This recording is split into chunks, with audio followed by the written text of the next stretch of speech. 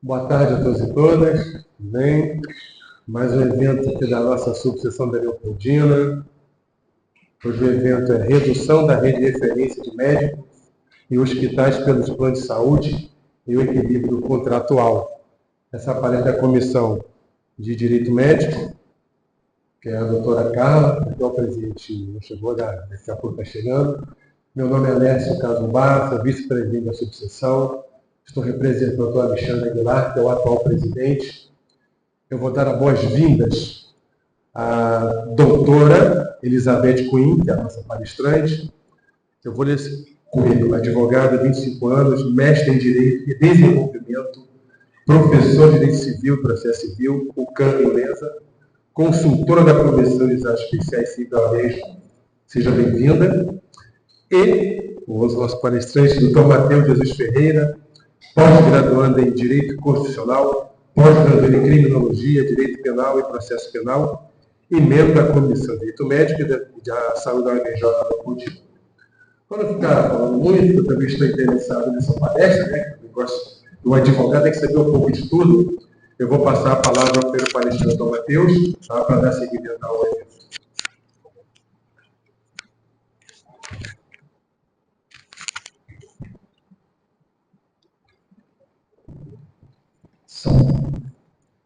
Obrigado pela oportunidade. Boa tarde a todos. Eu vou levantar e vou falar um pouquinho dali, porque eu acho que a interação fica melhor.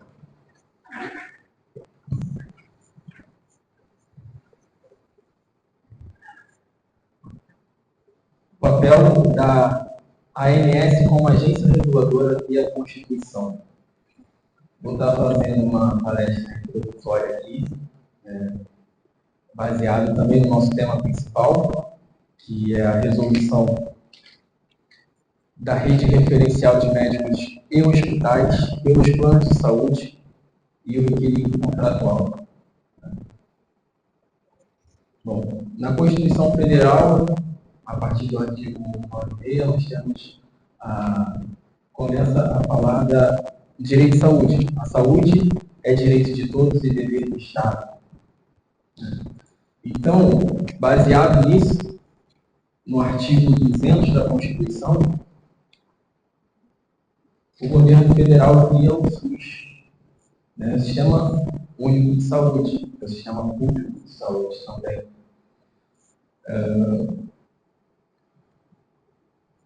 No artigo 199, nós temos a criação ali da assistência à saúde, que seria o sistema privado de saúde.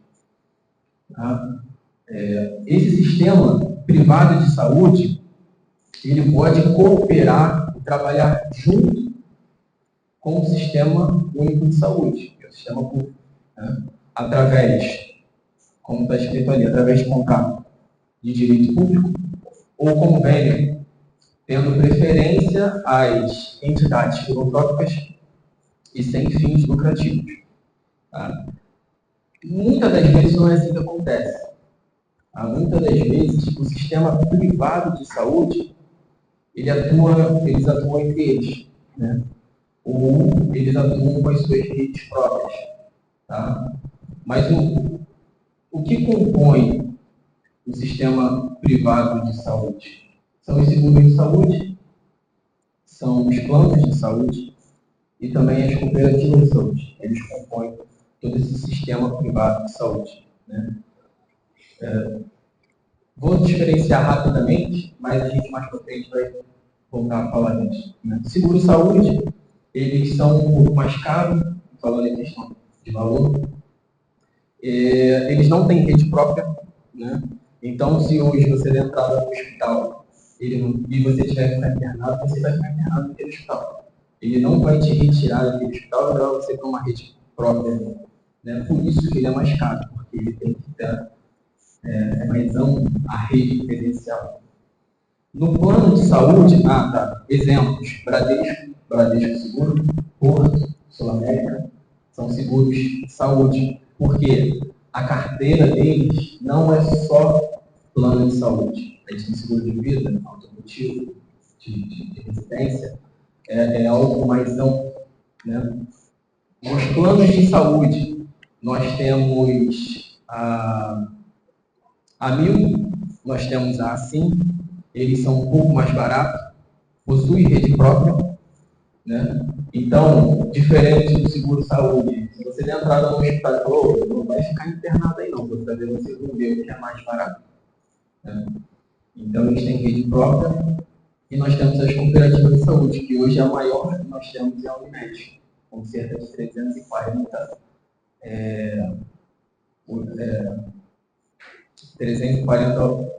unidades, né? Vamos assim dizer. Aqui no Rio nós temos a Unimed Rio, nós temos aqui o município do Rio e Caxias, Unimed Fluminense e a Unimed Perte, que pega todo o estado do Rio. É o exemplo do Rio, mas espalhado pelo Brasil nós temos 340. Tá? Mais para frente a gente vai falar um pouquinho mais sobre isso. Bom, mas quem regulamenta e quem fiscaliza o sistema privado de saúde? Então, foi criado em 2000 através da Lei 9.961, a ANS, Agência Nacional de Segurança Suplementar, tá? Que tem o objetivo de regulação, normatização, controle e fiscalização de atividades que garantam assistência suplementar à saúde. Então, com a criação da ANS, o governo consegue controlar, regulamentar através da ANS, né? Mais ou menos. O objetivo é esse, porque, como eu falei lá no início, o artigo 96 diz que a saúde é direito de todos, direito do Estado. Então, o Estado é obrigado a regulamentar e ampliar o acesso à saúde, mesmo que seja na iniciativa privada. Eles têm essa obrigação. Vinculado diretamente ao Ministério da Saúde, tá? Assim também como o SUS. O SUS é ligado diretamente, é fiscalizado diretamente pelo Ministério da Saúde. Aqui no sistema privado de saúde nós temos a ANS e acima da ANS, o Sistema de Saúde. Bom, para a gente ter um acesso mais amplo à saúde, mesmo que seja no setor privado, o artigo 4º, inciso 3º, eu não consigo colocar todas as citações aqui, senão vai ficar muito grande, mas eu vou falar. No artigo 4º da Lei de Criação da ANS, Lei 9.931 de 2000, no seu inciso 3º, ele diz que a ANS é responsável pela criação do rol de procedimentos e eventos de saúde, mais conhecido como rol taxativo da ANS. Né? Qual a finalidade do rol taxativo? Garantir aos assegurados o procedimento mínimo obrigatório para tratar doenças catalogadas pela Organização Mundial de Saúde e que devem necessariamente ser oferecidos pelas operadoras de plano de saúde. Então, esse é o objetivo do rol taxativo. Vale a gente trazer como exemplo que nos últimos 2 ou 3 anos nós tivemos os debates sobre o TEA, que é o transtorno de espectro autista, né? Então, muitos planos de saúde não queriam cobrir esses tratamentos. É um tratamento custoso, né? É um tratamento que ele é multidisciplinar, ou seja, você tem diversos profissionais para cuidar daquele tratamento. Né? O transtorno de espectro autista é quando a pessoa tem aquela dificuldade física e mental, né, que não se desenvolveu. Isso afeta a sua coordenação motora, a sua linguagem e o seu lado comportamental. Então, isso acaba que você tem que ter diversos outros profissionais, né? Seja o terapeuta, seja o fisioterapeuta, fonoaudiólogo e entre outros profissionais para cuidar apenas de um único paciente.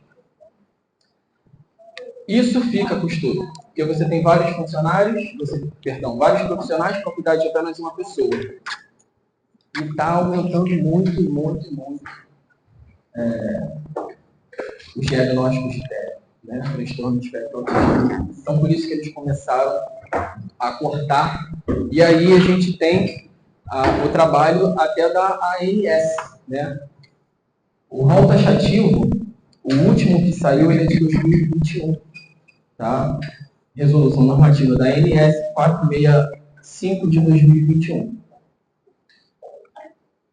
No seu artigo 3º, ela traz, eu vou me atentar nas aulas 1 e 2. O primeiro é a lista de procedimentos e eventos, que no caso é o rol taxativo. Eles trazem todos os procedimentos e tratamentos necessários. E aí que está. O próprio tratamento para o transtorno de espectro autista não consta no rol da ANS. Tem um tratamento que foi criado em 2017 por um fisioterapeuta brasileiro, Fernando, acho que é Totti, alguma coisa do tipo, que é o MIG, né? E aí faz justamente isso. É um tratamento intensivo, interdisciplinar. Você precisa de vários outros profissionais para tratar apenas uma pessoa.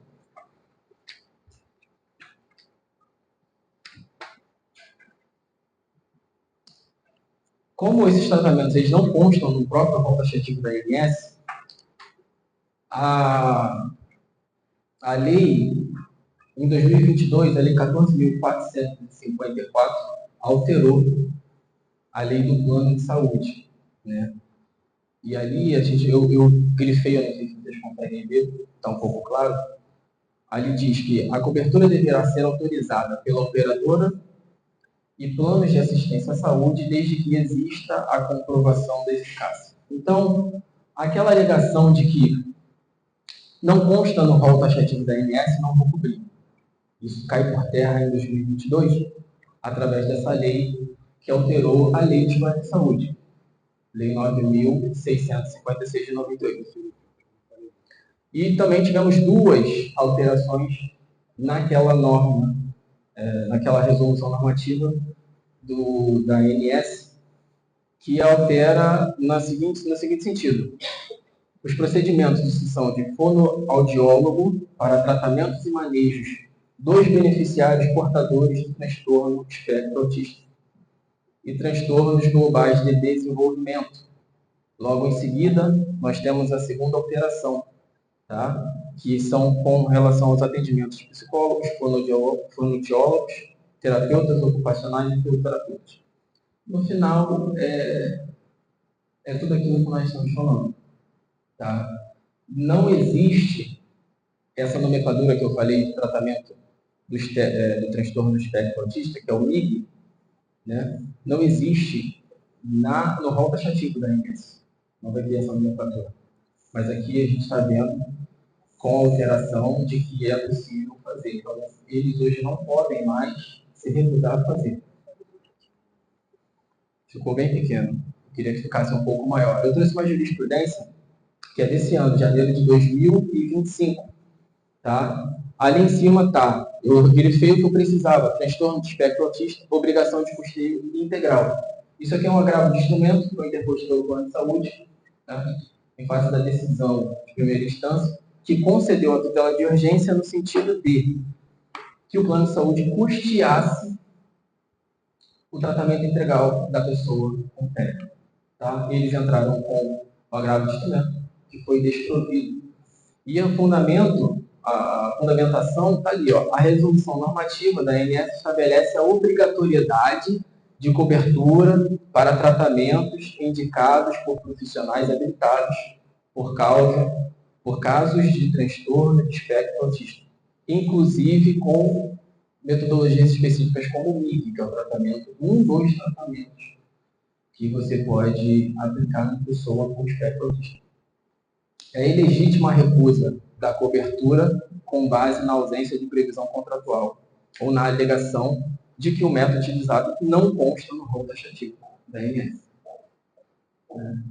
Fechando tudo aquilo que nós estamos falando.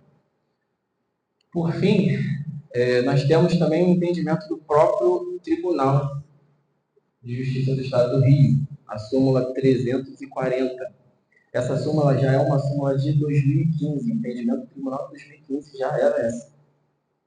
Ainda que admita a possibilidade de um contrato de plano de saúde conter cláusulas limitativas ao direito do consumidor, revela-se abusiva a que exclui o custeio dos meios e tratamentos necessários ao melhor desempenho do tratamento com pessoa, do tratamento da doença coberta pelo plano. Então já era esse entendimento do Tribunal do Rio desde 2015. Né? Isso só foi avançando com as próprias atualizações nas leis que nós tivemos aqui do plano de saúde, na resolução normativa da ANS que fala sobre o rol de procedimentos e eventos de saúde necessários para tratamento e procedimentos das pessoas com TEA e também outras pessoas. Eu trouxe aqui o exemplo do TEA, né, que é algo mais vivo, aconteceu recentemente, mas diversos outros tratamentos. Concluindo, eu faço aqui uma pergunta para a gente poder pensar juntos. Né?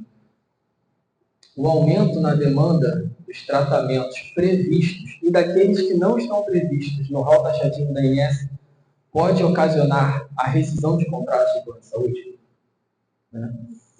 Então, a alegação do plano de saúde fala, olha, está muito caro, não vou cobrir. Isso é motivo para rescisão contratual? Isso é motivo para uma descredenciar médicos de hospitais? Eu trago um exemplo para vocês aqui da própria Unimed Rio. Tá? A Unimed Rio hoje, toda a sua carteira de assegurados, ela foi para a Unimed Ferres. Tá? Essa migração aconteceu em 1º de abril de 2024. Por quê? A Unimed Rio hoje ela está em direção fiscal. Ela não está em recuperação fiscal. Direção fiscal é quando a ANS disponibiliza um diretor para fiscalizar todas as contas e todos os procedimentos da empresa, tá bom? Ele não tem o dever, ele não tem o direito de dar ordens nem nada, mas ele faz um relatóriozinho para a ANS, né? Então, o que acontece?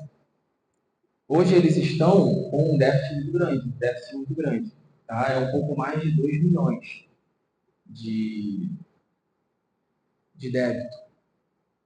E isso gera o descredenciamento de médicos, o descredenciamento da rede de hospitais, e além disso nós temos também essa parte que eles alegam que o tratamento é muito custoso. E isso vem ocasionando diversos rescisões de contratos. Né? O entendimento também do STJ é que se houver uma cláusula no contrato de plano de saúde, ela pode ser rescindida por uma das duas partes. Tá? Mas aqueles que não estão, não pode haver essa rescisão. E é interessante também, uma coisa que eu esqueci de falar, a ANS, além de regulamentar e controlar tudo isso, ela também regulamenta a própria relação de consumo, enquanto prestadora de consumo e consumidor, tentando ser muito mais pelo consumidor do que pelo prestador de serviço, que infelizmente muitas das vezes a gente verifica que não é o que acontece. Né? Fechei. Botei umas referências aqui de onde fiz pesquisas, tá? Agradeço a todos a oportunidade, obrigado pela presença de todos vocês, agradeço a mesa, é uma honra sentar com todos vocês aqui, obrigado pela oportunidade. Tchau.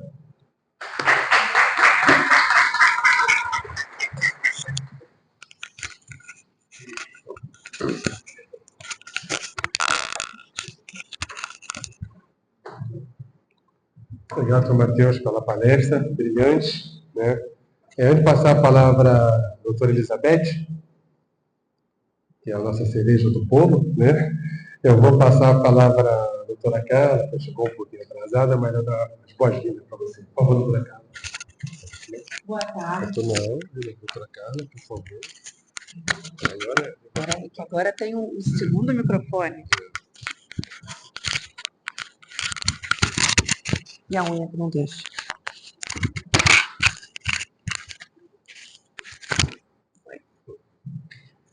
Boa tarde a todos. Primeiro, eu quero pedir desculpa para vocês, porque eu peguei o engarrafamento na Avenida Brasil e ainda estava com uma queridíssima, Dona Belinha, que quis conhecer a nossa subseção e eu trouxe com muito carinho, com muito orgulho. Obrigada pela sua presença, Dona Belinha.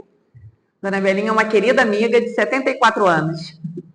E gostaria também de agradecer ao doutor Alessio, agradecer ao Matheus por essa belíssima apresentação, palestra do tema, e pela honra, né, de estar aqui, concedendo com a sua presença, mais uma vez compartilhando seus conhecimentos, a doutora Elizabeth Quinn, que prontamente, eu nem precisei fazer o convite, porque eu fiquei assim, nossa, como é que eu vou fazer um convite para a doutora Elizabeth vir aqui na Leopoldina falar conosco, essa renomada advogada? E simplesmente ela mandou, adorei saber que você é presidente de comissão, me coloca à disposição. Aí foi, né? Vocês sabem que não pode me dar brecha, né? Se me dá brecha, eu peço tudo.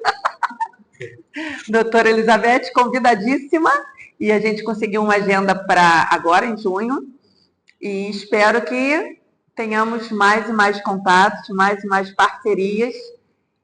E agora eu passo a palavra, porque todo mundo aqui está querendo ouvir a doutora Elizabeth, assim como eu. Muito obrigada a todos.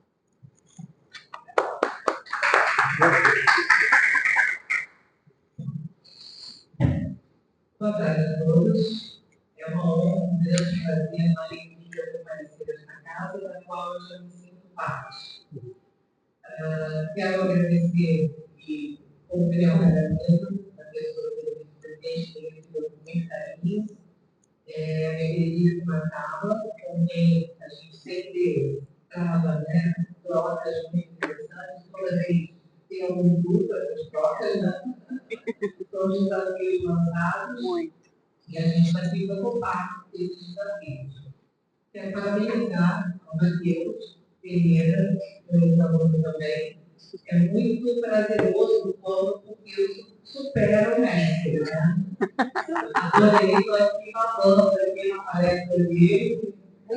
Uma alegria enorme, tá? Ver o seu desenvoltura, o seu domínio quanto ao tema, mas não estou jogando para falar, né? Não posso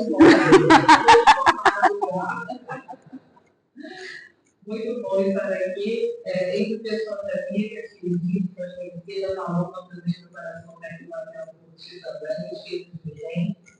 Eu tenho uma honra bem grande de ser precursora do Oficina Jurássica, né? De ver o pessoal crescendo, evoluindo e cada vez mais expandindo, cada palestra, cada apresentação, para realmente muito.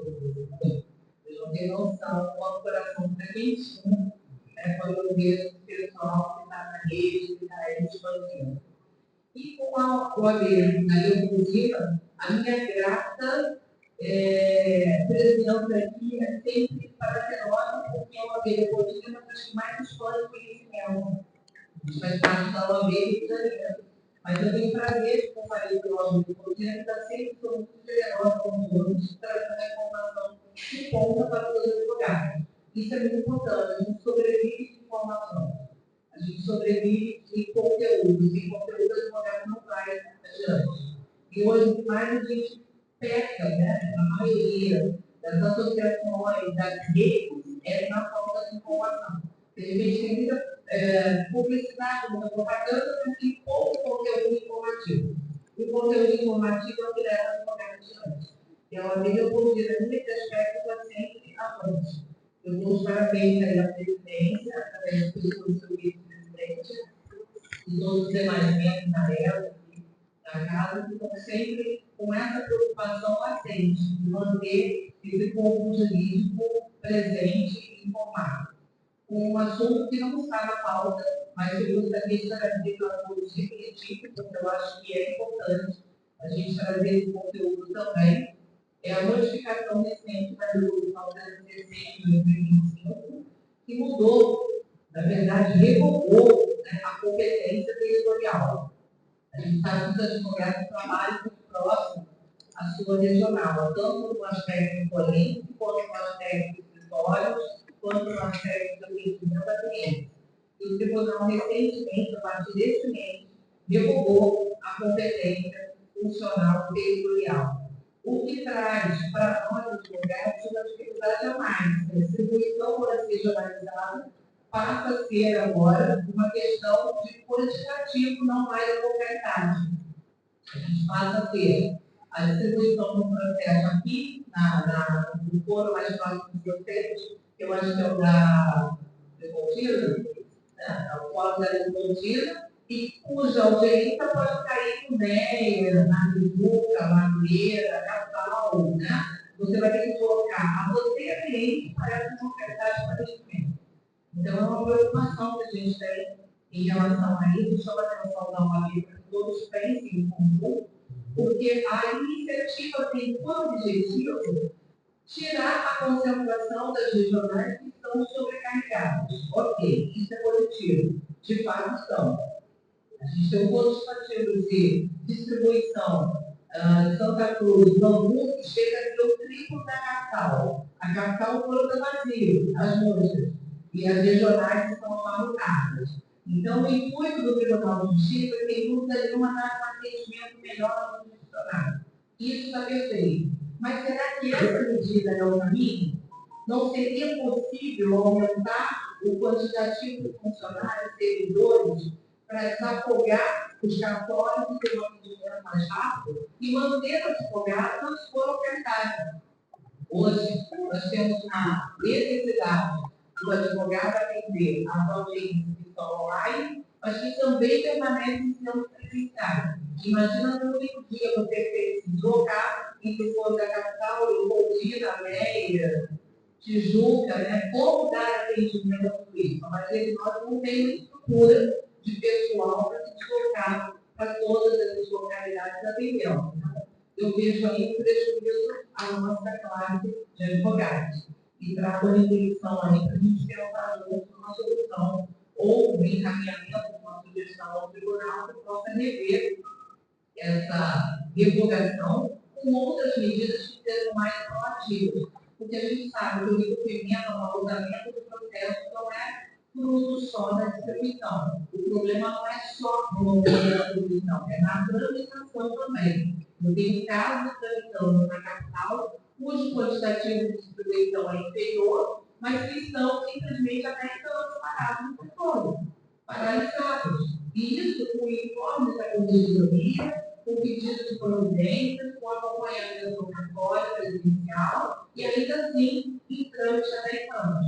Tive a triste notícia de, em fevereiro desse ano, ter uma cliente que faleceu sem o direito dela ter sido propagado como alvará nas mãos dela que eu gostaria de entregar. Isso, para nós, é muito triste, porque a gente trabalha primeiro com os nossos clientes. O reconhecimento presidenciário, cuja conquista se deu há 5, 6 anos atrás, só teve trânsito em julgado em 2023 e a autorização para a emissão do alvará em abril de 2025. E ela faleceu em fevereiro. Ou seja, os herdeiros vão receber esse direito que ela foi tanto a conquistar. E é muito triste para a gente, porque eu sempre me lembro da máquina de moer agora. A injustiça tardia, aliás, a justiça tardia é sinal de injustiça qualificada. É isso que eu vejo numa decisão como essa, que levou 10 anos para sair do papel, né? Infelizmente. Mas vamos falar por fora. Vamos falar sobre a redução da rede diferenciada de médicos e hospitais pelos planos de saúde e o equilíbrio contratual.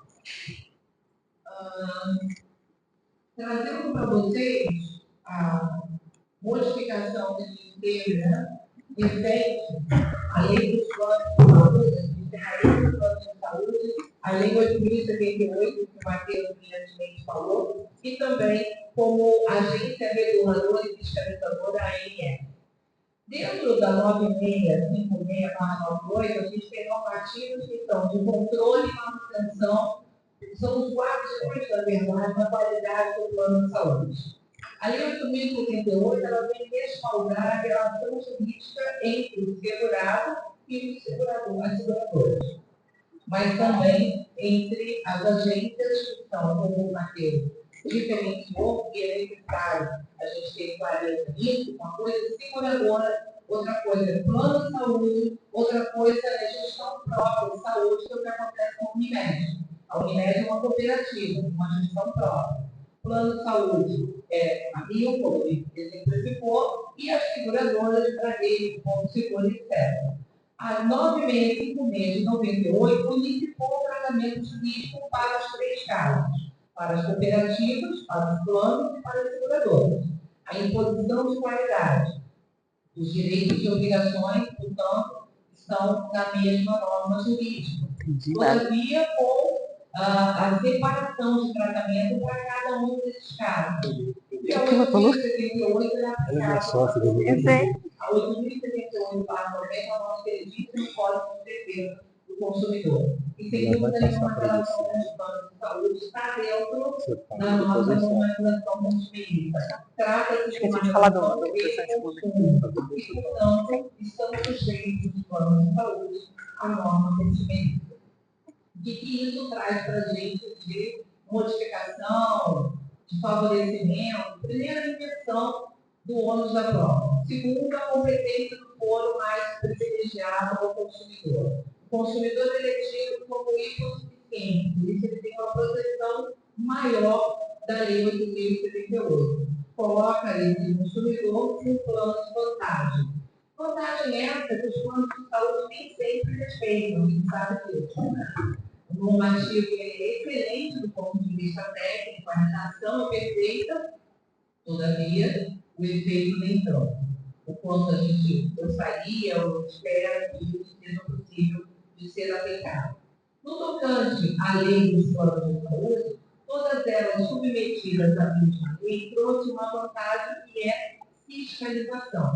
A ANS, como agente reguladora, pode fiscalizar os planos de saúde e trazer soluções. Ela tem poder de polícia, ela tem mais ação com os planos de saúde do que muitas vezes uma decisão unilateral de um juiz, de juizado especial ou de vara civil, ou seja, a ANS tem poder de fiscalização de captar o alvará de qualquer uma dessas operadoras de plano de saúde. A ANS tem o poder de fiscalizar e sancionar do ponto de vista pecuniário dos planos de saúde. E, por vezes, a gente não percebe o papel de atuação da ANS. A ANS, a gente tem um 0800, que é um saque, que no final de semana o atendimento funciona melhor do que o plantão do judiciário, muitas vezes nós, advogados, não sabemos e não utilizamos essa ferramenta. Eu consegui, N vezes, autorização para procedimentos emergenciais através do saque da ANS durante o final de semana, com muito mais rapidez do que uma decisão liminar de um plantão. Até porque no plantão judiciário hoje, nós não temos mais um contato físico, um contato presencial com o julgador. É um contato à distância, você deixa uma petição lá, alguém vai de moto para a casa do julgador, seja ele de primeira instância ou de segunda instância, e ele vai julgar e mandar de volta sem nenhum contato. A distância faz com que a gente perca completamente a pessoalidade e a importância do caso. Levar o sentimento até o julgador da emergência que você está representando ou da urgência que você está representando. Isso traz para a nossa classe uma dificuldade a mais, porque esse tratamento frio que veio com a pandemia distanciou os jogadores da pessoa, advogado e consequentemente da eficácia da decisão. Então, isso traz para a gente uma dificuldade a mais de atuação. Nesse tocante, a Lei de Defesa do Consumidor, ela traz para a gente diversos normativos que vão ajudar ao advogado nessa tentativa de celeridade, mas nem sempre atendidos pelo julgador. Por isso, o papel da ANS, que é de fiscalização, que é de atuação, e de possibilidade até de autorização do procedimento do ponto de vista administrativo. Então, o nosso percurso, o nosso caminho, não começa na briga judicial. Eu sempre trago isso para os operadores. Nós, advogados, temos que aprender a atuar extrajudicialmente. E o extrajudicialmente começa através dos agentes reguladores. E aprender a atuar através das agentes reguladoras é para nós um ganho de celeridade, um ganho de eficácia.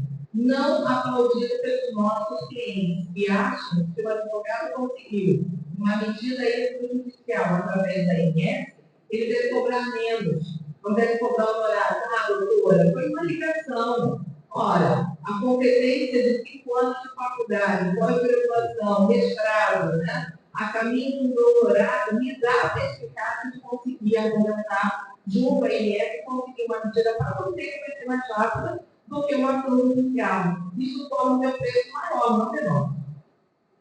É simples assim. Todavia, a visão do nosso jurisdicionário é de desvalorização das práticas judiciais.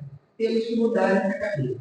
Tanto deles quanto nós, de valorizar o nosso trabalho, de valorizar a nossa atuação. Sem dúvida nenhuma, que você consegue uma saída mais proativa, rápida e eficaz, o teu ganho profissional é muito maior. A sua movimentação tende a ser melhor. Né? A ação judicial ela deve ser a última marca da nossa tentativa. Porque o judiciário hoje está lá no carro e a demora na resposta é enorme. E a gente sabe que nem sempre é eficaz de uma medida liminar alcançada será atendida pelos hospitais. Todavia, a possibilidade de uma luta pela INSS, que não tem teto, não tem limite, vou passar a palavra para você, para você fazer essa parte, você finalizar, tá? Aí depois tu me devolve para eu fechar. R$1.000 no ano a função pedagógico-punitiva que teria a função pecuniária não é atendida e nem alcançada pelos hospitais. Todavia, a multa aplicada pela INSS, sim, podendo alcançar, inclusive, em procedimentos de cassação, de alvará, cassação, de venda de novos planos de saúde, de liberação de uma decisão que vai ser ruim administrativamente para aquele plano, que vai causar um entrave administrativo. Então, por vezes, a INSS tem medidas que são proativas e melhores do que as decisões judiciais, como a gente costuma alcançar e enxergar.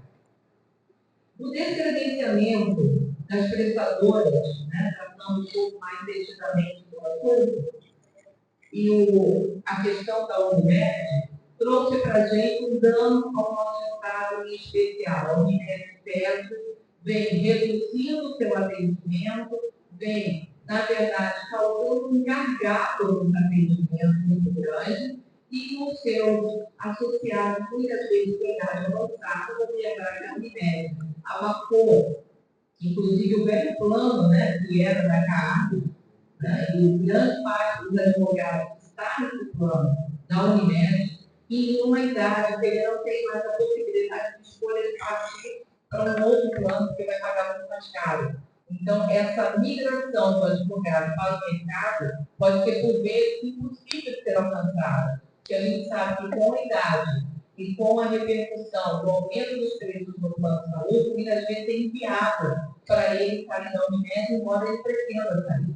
Então, isso que eu trouxe aqui foi uma jurisprudência que demonstra, num dos casos da falha na prestação de serviço da Unimed, da redução do seu atendimento, da sua rede credenciada, tratando no bojo de um pacote único, afinal a gente vai fazer isso, tá?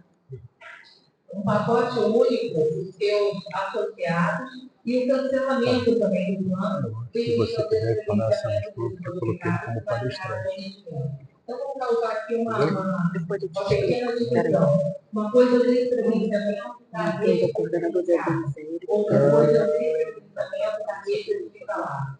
Cada uma delas é tratada por um normativo específico da INSS. A rede referenciada está na resolução 512 da nossa ANS. A rede hospitalar está na 580 da nossa ANS. Então, cada uma delas tem como pano de fundo o mesmo tratamento que, primeiro, é a manutenção da qualidade. São 3 decisões aqui de suspensão de atendimento, de redução da rede credenciada e que trazem um prejuízo efetivo à população. E o que fazer com isso? Primeiro, Uma pergunta depois, tá? É obrigatório aos planos de saúde estabelecido na lei, na 9.598, a obrigatoriedade da informação prévia por pelo menos 30 dias de antecedência aos seus associados, aos seus vinculados, aos beneficiários de plano de saúde ou à rede securitária. 30 dias informados de maneira unilateral. Não é no post de um site, nem muito menos no e-mail geral, que a população deverá ser informada, individualizada, através de SMS, e-mail, WhatsApp, uma carta direcionada com comprovante de recebimento via aéreo. Isso está na lei. O plano de saúde é obrigado a informar de maneira inconteste que haverá redução da sua rede. Tanto a rede referenciada, de falando de consultório médico, quanto aos hospitais também. E, a partir dessa informação, ele terá a obrigatoriedade da substituição, que é a manutenção da qualidade, a manutenção do status quo. A gente está falando de equilíbrio contratual. Se eu contratei um plano junto ao Unimed, junto à Golden, junto ao Bradesco, ao Seguro, e escolhi um deles pelo valor que eu posso pagar, eu olhei para a rede referenciada antes. Então, existe um equilíbrio, que eu pago o valor acima que eu posso pagar no Bradesco, ou no Notre Dame, que é um topo de linha, eu estou pagando para ter qualidade de atendimento. Se eu tenho um plano que é mediano, que tem uma rede referenciada mais limitada, mas está vindo que eu posso pagar. A partir do momento que é uma modificação na contrapartida da prestação de serviço, há de ter um equilíbrio contratual. É o que a gente chama de TAP, que é uma tabela de apresentação do produto. Essa tabela de apresentação do produto, como foi disponibilizada para a contratação, existia um preço e uma qualidade. Esse preço e essa qualidade ele vai ser mantido em nome do equilíbrio contratual. Quando pede o equilíbrio contratual, eu queria o quê? A lista de livros do consumidor. Através dos artigos 12, 18, 14, todos eles voltados para o equilíbrio do contrato e a prestação de serviço equitativo. Se eu reduzo a qualidade, eu tenho que reduzir o preço. Em nenhum momento vocês verão nenhum desses planos de saúde reduzir o preço. Eles vão reduzir a qualidade, o número de profissionais, o número de hospitais, e vão manter o preço que possível vão aumentar. Né? O último reajuste foi extremamente penoso para todos os associados. A gente está chegando numa fase que a dificuldade maior é de manter um plano de saúde. Quanto mais eu avançar na idade, mais nós necessitamos de plano de saúde e menos condições de pagar nós temos. Essa equação não fecha. É uma coisa errada. O equilíbrio contratual está ferido de morte. Então, essa manutenção do status quo da qualidade vem através da resolução normativa 585 deve ser clamada em todas as nossas petições. A gente volta a dizer, antes de entrarmos com uma obrigação de fazer, no sentido da manutenção da qualidade do plano de saúde, da manutenção do seu status quo, com o equilíbrio do preço que eu pagava inicialmente do preço que eu pago hoje, da qualidade que eu tinha inicialmente, da qualidade que eu tenho hoje, antes eu devo tentar administrativamente no INSS, que a gente deve responder de maneira imediata e eficaz por essa fiscalização. E em segundo plano, mediante essa instrução do processo administrativo, levar ao judiciário, que poderá, então, com base nessa documentação, verificar que a tentativa administrativa de solução foi feita. Estamos caminhando no Código de Processo Civil de 2015, que já não é novo, já está velhinho, né? E ele vai requerer, passa a ser uma questão que nem a todos nós advogados, antes de apresentar no judiciário, fazer a tentativa administrativa. E essa tentativa administrativa passa pela INS, no caso do assunto em tema hoje. Mas a gente tem também a Sejusc. A Sejusc também atua de maneira administrativa. É um órgão dentro do Tribunal de Justiça que está aberto à conciliação e poder iniciar a nossa tentativa por aí também, chamando para uma conciliação ou mediação, porque a Sejusc está preparada hoje para dar um atendimento rápido, uma resposta rápida, a chamada em mesa para um tratamento mais eficaz do que o nosso judiciário está. O judiciário você distribui hoje, não sabe quando haverá a primeira audiência, quando será o primeiro atendimento, então você fica a mercê desse tratamento que o Tribunal de Justiça, através da Comissão de Celeridade da OAB, tenta acelerar o andamento do feito, mas ainda não conseguimos a efetividade. Essa medida de revogação da competência territorial é apenas uma delas, mas ainda não tem a força e eficácia que não terá de mudar a modernidade do nosso Tribunal de Justiça, infelizmente, que está amarrotado. E tem outros pecados pelo meio do caminho, tem como servidores, a gestão da última passada, os cartórios, tecnologia, o próprio sistema que nós temos hoje de atendimento à distribuição de processo, enfim. Então, ele viu problemas que a gente pode falar que viraria atrás do tempo falando.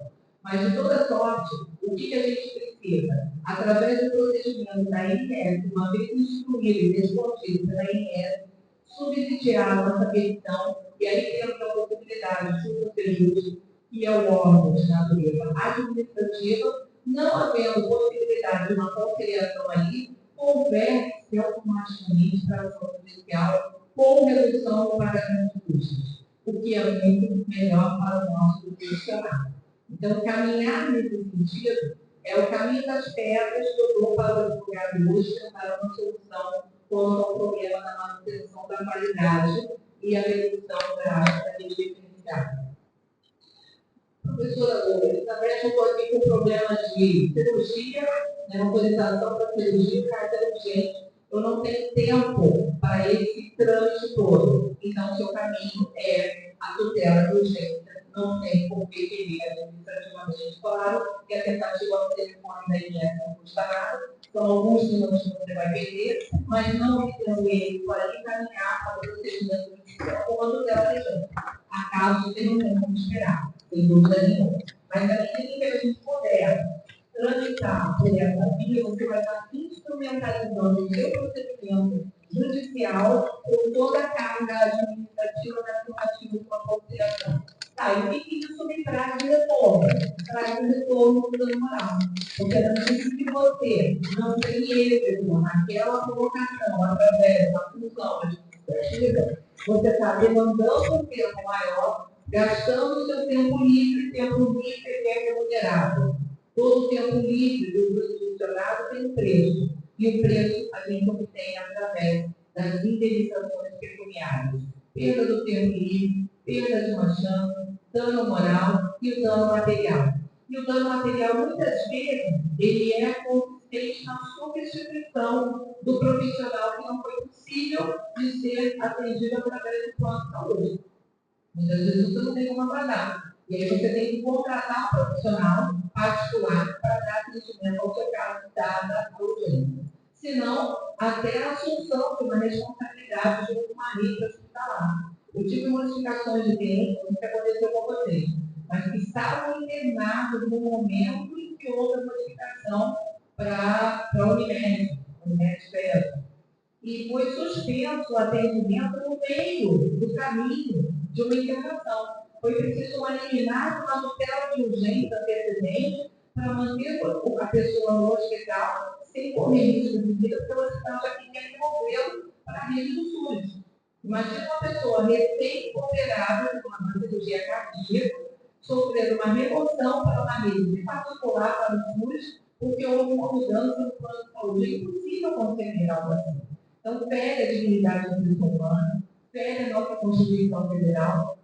E eu sempre digo, nós temos como advogados a obrigatoriedade de prevalentemente colocar nas nossas petições a questão constitucional em primeiro lugar. Para quê? Para que a gente possa levar essa petição pré-questionada à instância superior da STJ. Se você faz força na sua argumentação do CPC, da 9.598, que é a Lei do Plano de Saúde, com base nas regulamentações da INS, isso não te leva para o STJ. Isso te mantém limitado a um julgamento de apelação no TJSJ. Você tem que pré-questionar tecnicamente a matéria para jogar para o STJ. Porque é lá que você consegue uma decisão técnica mais razoável, mais próxima da nossa realidade. Infelizmente, o Tribunal de Justiça, em sede de apelação, estão com estupros de raciocínio, pensamentos díspares, decisões múltiplas para casos que são análogos, o que nos deixa perplexos, porque é uma situação que gera insegurança para os nossos jurisdicionados. O cliente pergunta qual a chance que eu tenho, não consigo responder. Depende de onde cair, na cabeça de qual magistrado, de qual câmera foi julgado pelo agravo. Pedir uma liminar, não obter, vou ter que agravar. Aí o agravo vai cair aonde? Fica naquela expectativa, naquela tensão. Ih, se cair com fulano já era, não tem como, não vai dar. Se cair com ciclano, esse daí é plano de saúde. É terrível isso. Como explicar isso para o seu jurisdicionado? Olha em que época que nós estamos parados. Nós temos que ter uma uniformidade de pensamento. Nós temos que ter a segurança jurídica. De chegar para o nosso jurisdicionário e dizer, olha, as suas chances são 80% ou não, as suas chances são 30%. Há possibilidade sim, e nós vamos brigar para essa possibilidade, você vai ter a segurança do seu atendimento. Infelizmente, hoje, nós profissionais que atuamos de ponta, não conseguimos ter esse domínio, essa segurança de chegar para o nosso jurisdicionário achando, mas estatisticamente quando? Não sei. Depende de onde cair. E agora, com mais incerteza ainda, porque nós vamos distribuir aqui no Foro da Leopoldina, talvez caia no Média, Madureira, Capital, com mais insegurança ainda, nós vamos lidar, porque não temos o contato físico com o juiz.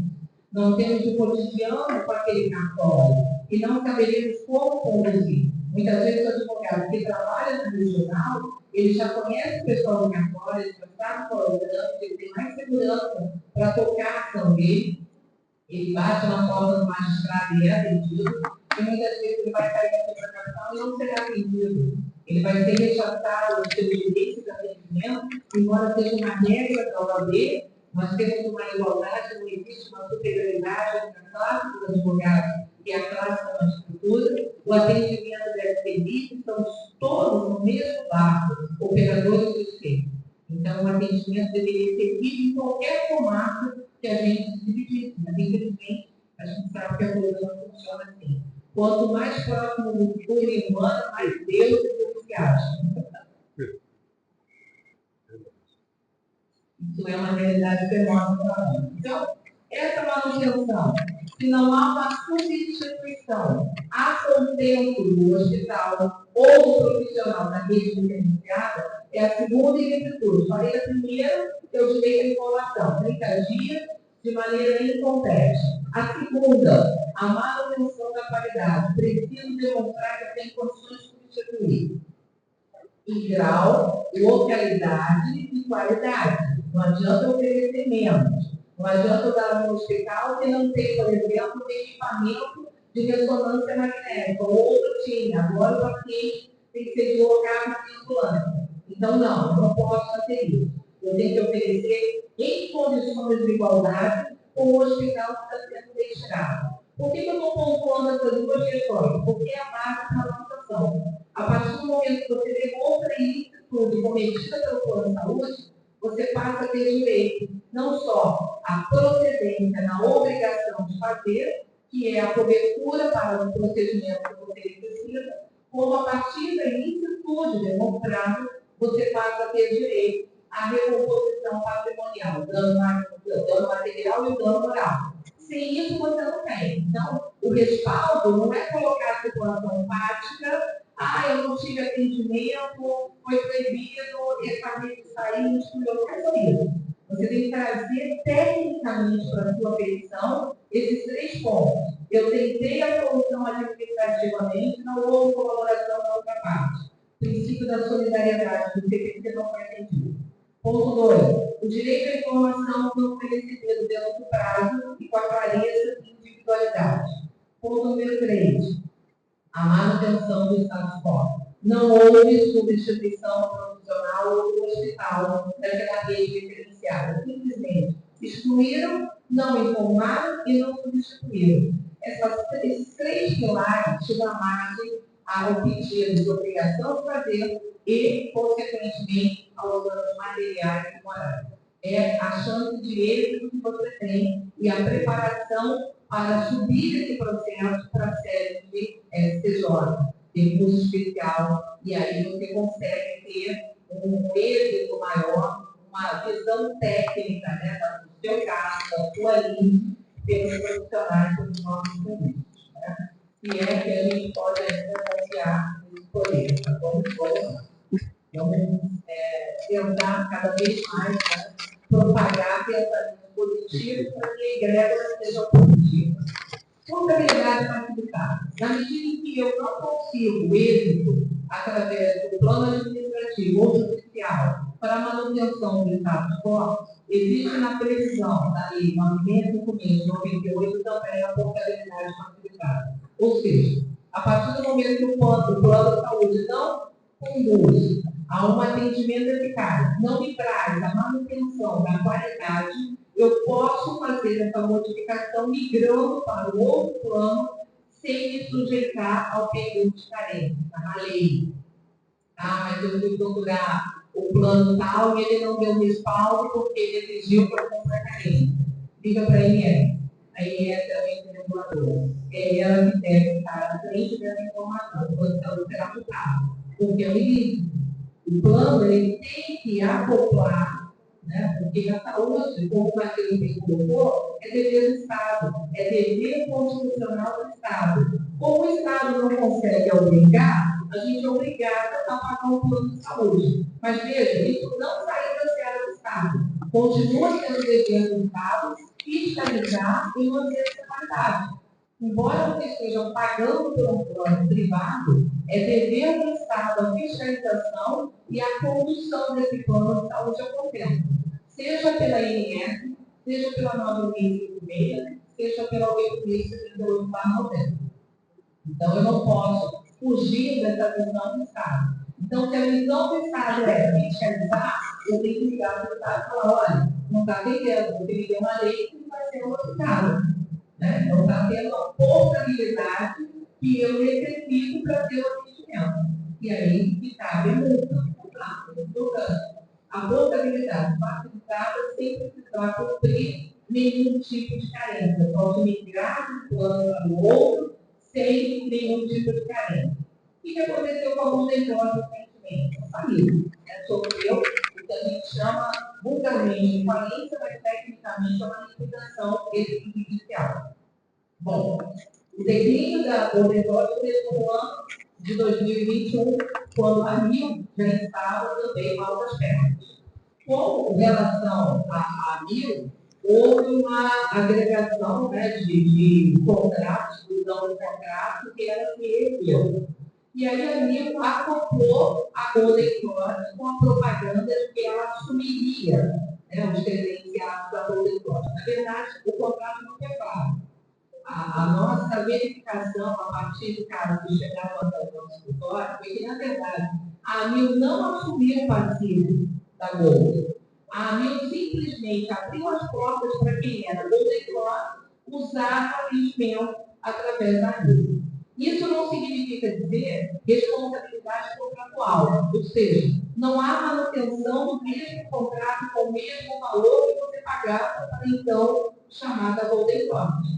E pegou de surpresa os seus associados, que tinha uma tranquilidade anunciada pela INE que haveria uma substituição. Você está perdendo a Golden, mas você vai ter a Mil, que vai manter as mesmas condições, a mesma rede credenciada, o mesmo atendimento e a mesma qualidade. Mesmo engano, não é verdade. A Mil não assinou nenhum contrato com a Golden nesse sentido.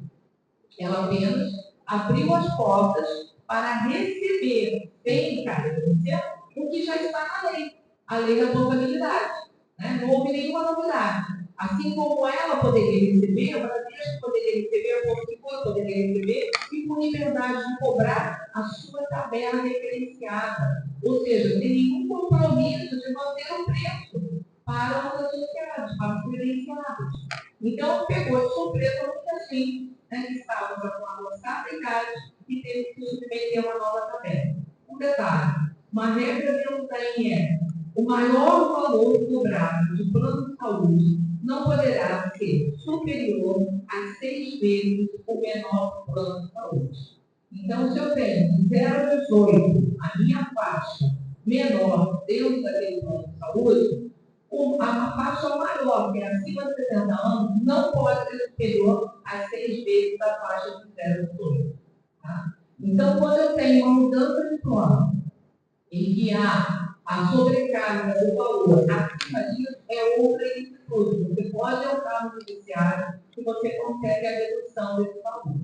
E para efeitos de manutenção, claro, você tem que entrar no pedido de tutela, que você paga para manter o status quo durante o incremento da IDE, para que aquele idoso não sofra nenhuma interrupção do seu atendimento. Ele vai pagar, vai consignar o valor que ele entende como justo, que ele entende como sendo correto, ele vai consignar isso e, em paralelo, vai dar uma obrigação de fazer o sentido da aplicabilidade da norma jurídica, que é de limitar o aumento para até 6 vezes o menor valor do plano de saúde. Qualquer coisa acima disso é classificada como abusividade. E a abusividade a gente vai utilizar a lei de 78/90. Artigo 6 é a espinha dorsal do nosso Código de Defesa do Consumidor. E é lá que estão linkadas as cláusulas abusivas, juntamente com o artigo 39 e 51, que são das cláusulas abusivas. Então, o advogado deve primar, especialmente por essas condições, por esses artigos de lei, na sua petição, para pré-questionar e também conseguir o avanço da petição para o STJ. Veja que eu estou sempre caminhando, trilhando no caminho, né, de Brasil. Eu não penso aqui, porque aqui a gente já perdeu um pouquinho da esperança de solucionar. A contaminação já é geral, a insegurança é grande, então a gente tem que pensar com a cabeça do Brasil, com a cabeça do STJ, que possa dar uma resposta rápida às nossas vítimas, aos nossos casos. E, especialmente nesse tocante, o Código de Defesa do Consumidor nos atende brilhantemente na classificação de atitudes dos planos de saúde que são abusivas, que são defeituosas, ferem a qualidade e o equilíbrio contratual. Fora isso, eu tenho a perspectiva também do Código de Defesa, que nos atende também muito bem na parte da função social do contrato, que eu também devo fazer prevalecer essa argumentação, artigo 428 do Código Civil, e da boa-fé objetiva, que é o 428. Vejam que quando a gente traz a matéria para dentro do Código de Defesa do Consumidor e do Código Civil, você torna essa relação de responsabilidade objetiva. O que quer dizer isso? Quer dizer que eu não preciso demandar a prova. Eu tenho dano, que é o não atendimento, que é a redução do atendimento, eu tenho o aumento abusivo, a ilicitude cometida pelo plano de saúde e o meu nexo total, que é a minha relação com o plano de saúde. Tendo esses dois elementos, eu consigo um respaldo para brigar nesse risco contra os operadores. Tá? E isso se dá através dessa fórmula simples, que é Código de Defesa do Consumidor e Código Civil 421, 422 do Código Civil. A função social do contrato, ela vai além do nosso Código Civil, ela está na nossa Constituição Federal e, portanto, traz um pré-questionamento para que você alcance também as esferas superiores. Na medida em que a função social do contrato é uma obrigatoriedade de todo prestador, de todo fornecedor. É necessário que tenha. E o que é a tal função social do contrato? Não basta o contrato ser líquido, não basta ele atender às suas cláusulas contratuais. Ele tem uma função de manter a dignidade da pessoa humana, de manter a prestação de serviço solidária, a boa-fé, a solidariedade, a clareza, a objetividade, a lealdade do contrato. São todos parâmetros que, através dos planos de saúde nessa atuação de redução da rede privilegiada, cai de terra. E caindo de terra, traz esse comportamento do sujeito à norma jurídica. Gente, já falei demais. Não, não falou não. Estoura não, pode ficar à vontade.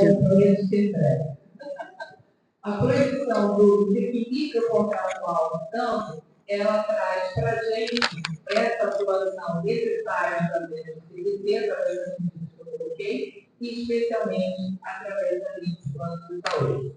E o que isso acarreta no final das contas? O que a gente espera? O dano moral e dano material. Porque só vai haver uma mudança de postura dos planos de saúde das seguradoras a partir do momento que for o bolso. Enquanto não for o bolso, a manutenção desse comportamento irresponsável, de apertar o botão e simplesmente deletar uma rede referenciada vai continuar. Enquanto a gente não tiver uma atitude, tanto dos advogados, né, quanto da ANS, né, atuando, denunciando, buscando, a gente não vai ter mudança no comportamento. A gente vai ter a manutenção dessas licitudes, dessas irregularidades, como se pudesse, né, como se o contrato fosse unilateral e fosse de comando apenas dos fornecedores e dos prestadores. Não é.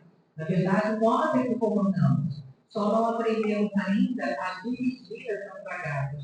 Precisa pegar o tempo e dirigir essa bragada melhor. Está na mão dos advogados, está na mão dos operadores.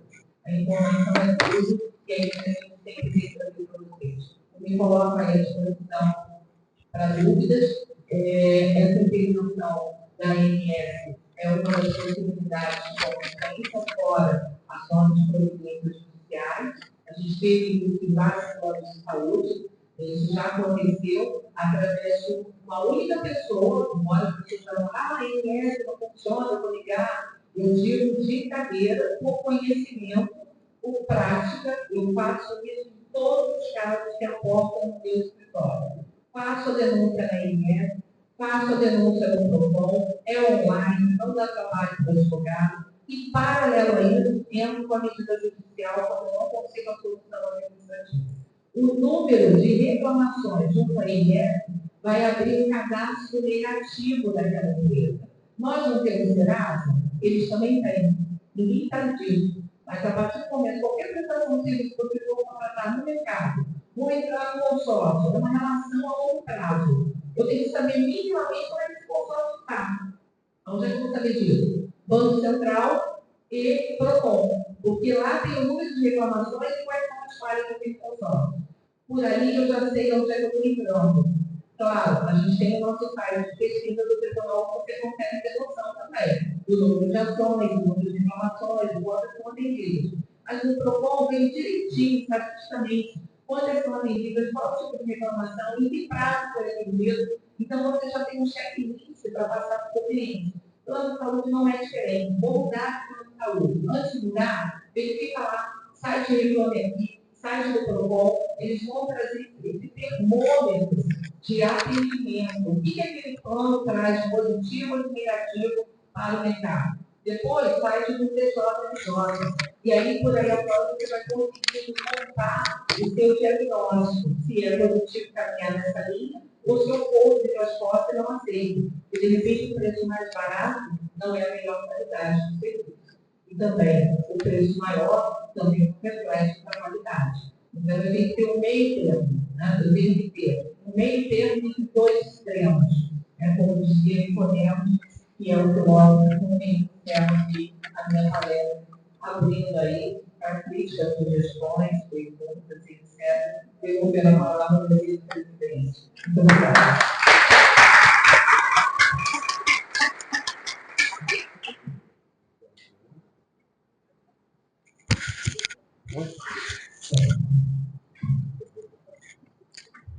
Bom, vamos abrir aqui as oportunidades para as perguntas e, obviamente, a primeira pergunta sou eu que farei. Diversas anotações, olha. A primeira é como que a gente consegue trazer para dentro do processo responsabilizando o Estado no dever de fiscalização lá do artigo 170 da Constituição. Clamando pela denúncia e pela intervenção inclusiva do Ministério Público. Por quê? O 170, ele é eficaz, ele tem a responsabilidade estatal de manter o equilíbrio também dos contratos. O 170, ele abre, eu não sei que não é 170 vai lá, que é ele trata de propriedade, trata de saúde, trata de defesa do consumidor, trata do direito empresarial, 170 da nossa Constituição. Não tem nada para falar de Constituição nesse caso. O que eu faço?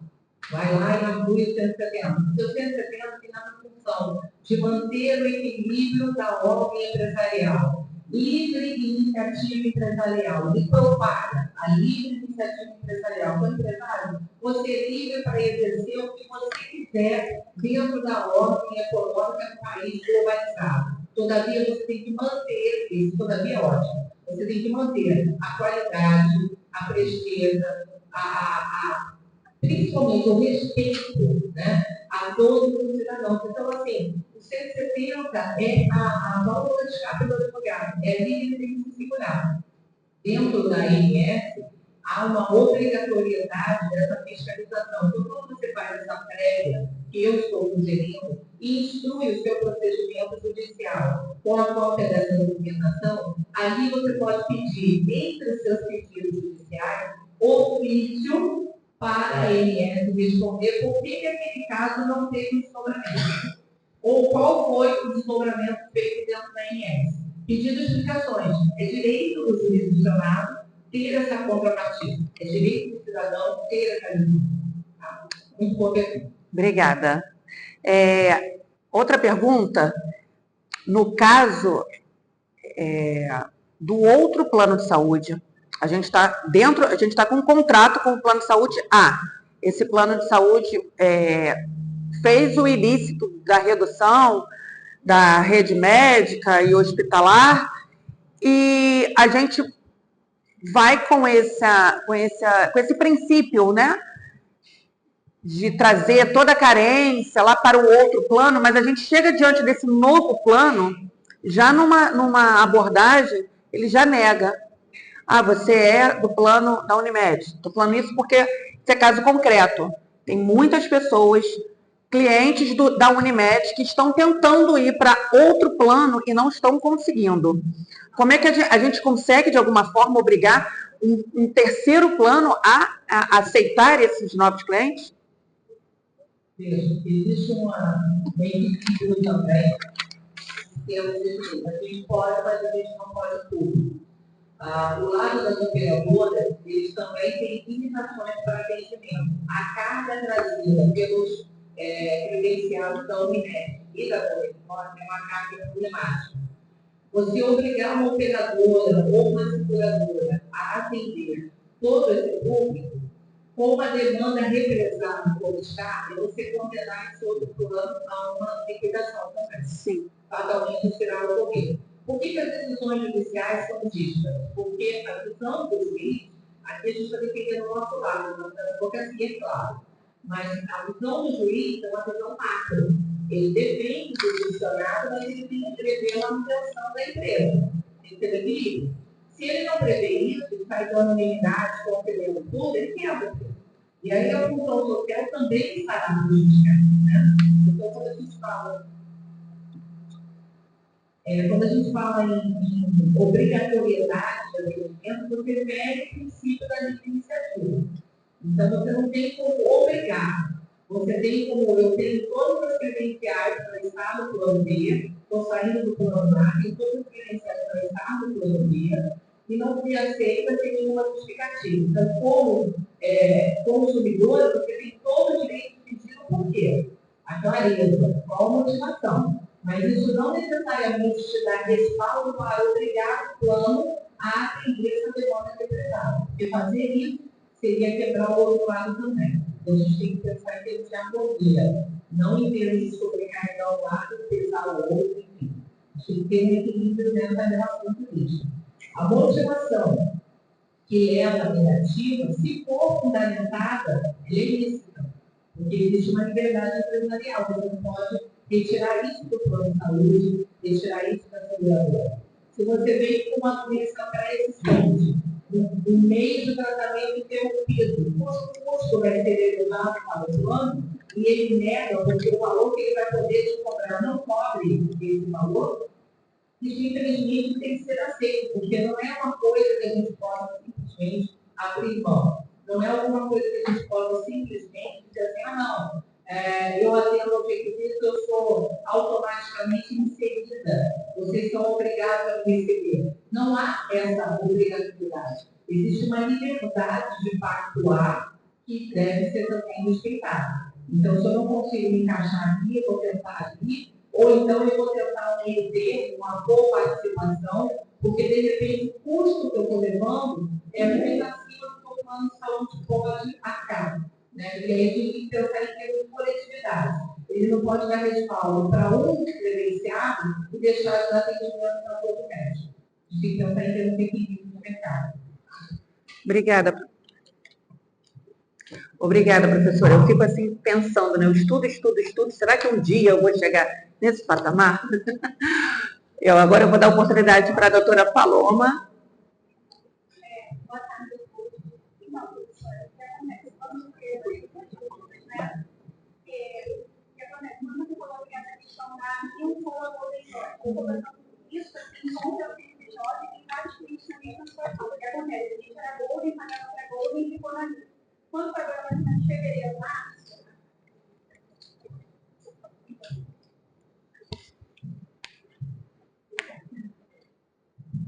Boa tarde. A gente já pergunta. Então, essa questão da Golden é um problema que eu estou fazendo. Oi? Então, eu estou pensando até que meu CPJ tem vários clientes nos programas nessa mesma situação. A gente pagava Golden e ficou com a minha. E aí, quando foi fazendo em fevereiro, eles mandaram um e-mail para a gente dizendo que eles queriam optar. Ou procurar uma outra operadora ou ir para mim. E aí a gente fez todo o procedimento, mandou a carta lá, porque nós continuar, fomos para o mesmo valor. Inclusive, a gente teve que a gente agora esse ano, escolar, porque a gente vai ficar comprando, que venderam mais o plano odontológico para a gente ter. E aí, beleza. Só que aconteceu, mesmo a gente cancelando, agora, tendo toda a comprovação por e-mail, tudo, né? Aquela coisa que eles puderam fazer, guardar, agora mandou uma notificação para a gente, chamando de fez a negativação do nosso CNPJ. Não só do nosso, como de vários clientes também que estão nessa mesma situação. Aí, qual é a minha pergunta?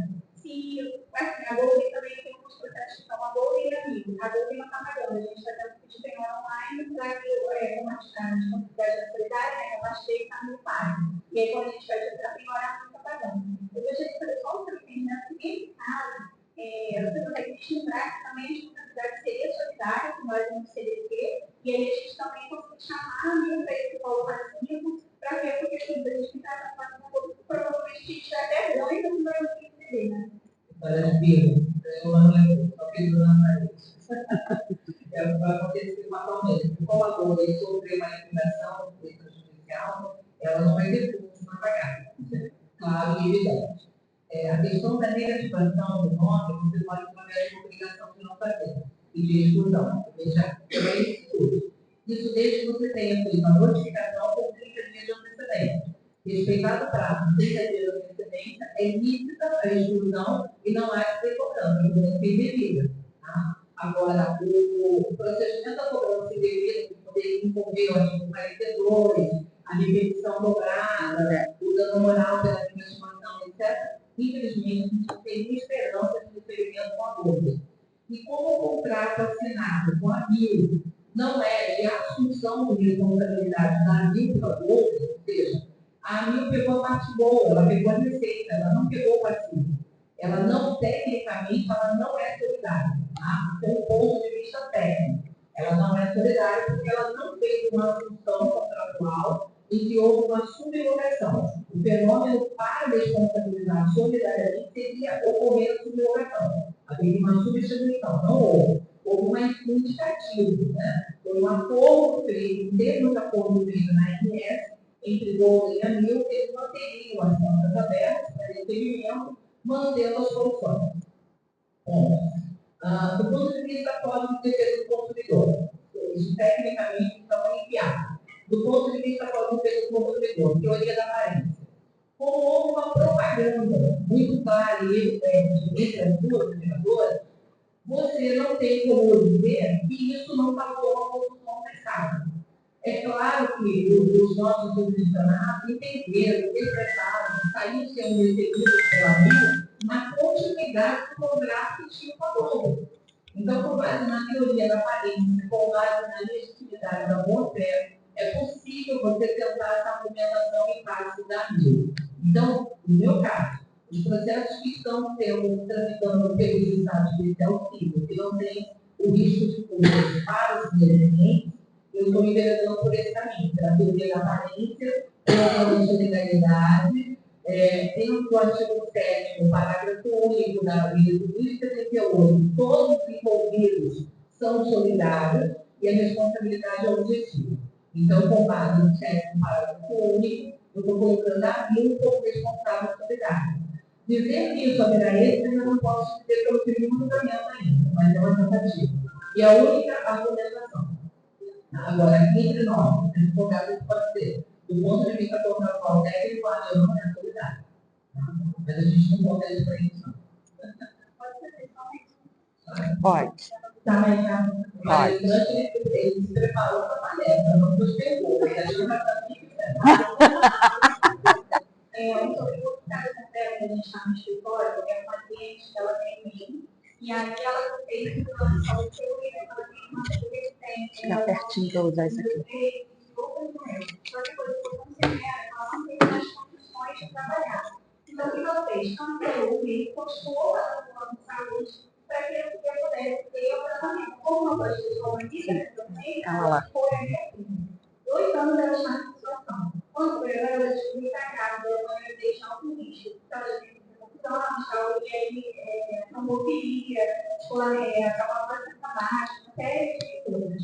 E aí, quando ela foi diagnosticada com a saúde, ela recebeu 5 dias depois de uma notificação que ela tinha 50 dias para regularizar o mês, senão não teria a sessão para tratamento do ano. Ou seja, ela não conseguiu tratar.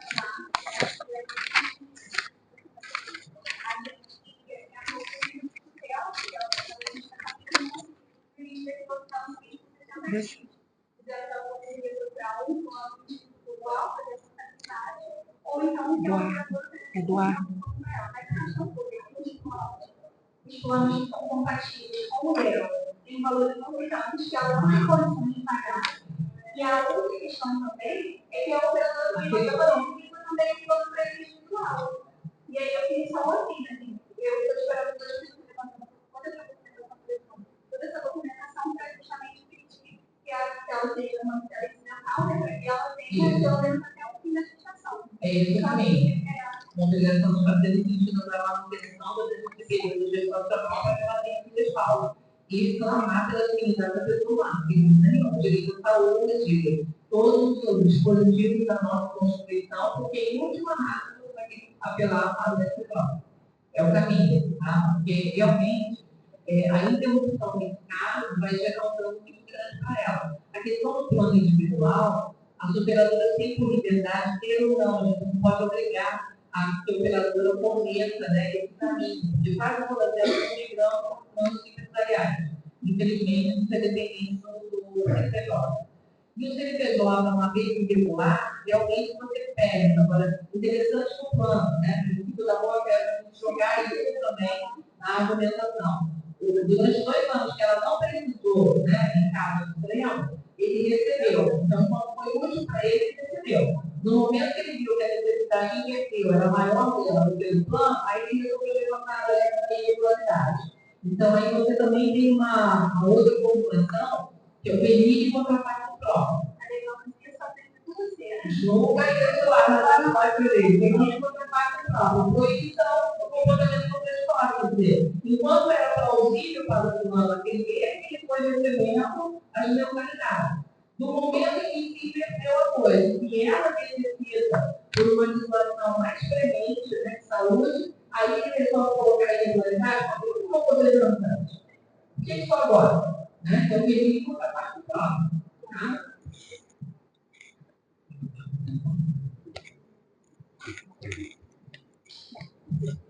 Obrigada mais uma vez pela belíssima resposta, professora. Eu quero dar a palavra à doutora para tirar as suas devidas dúvidas.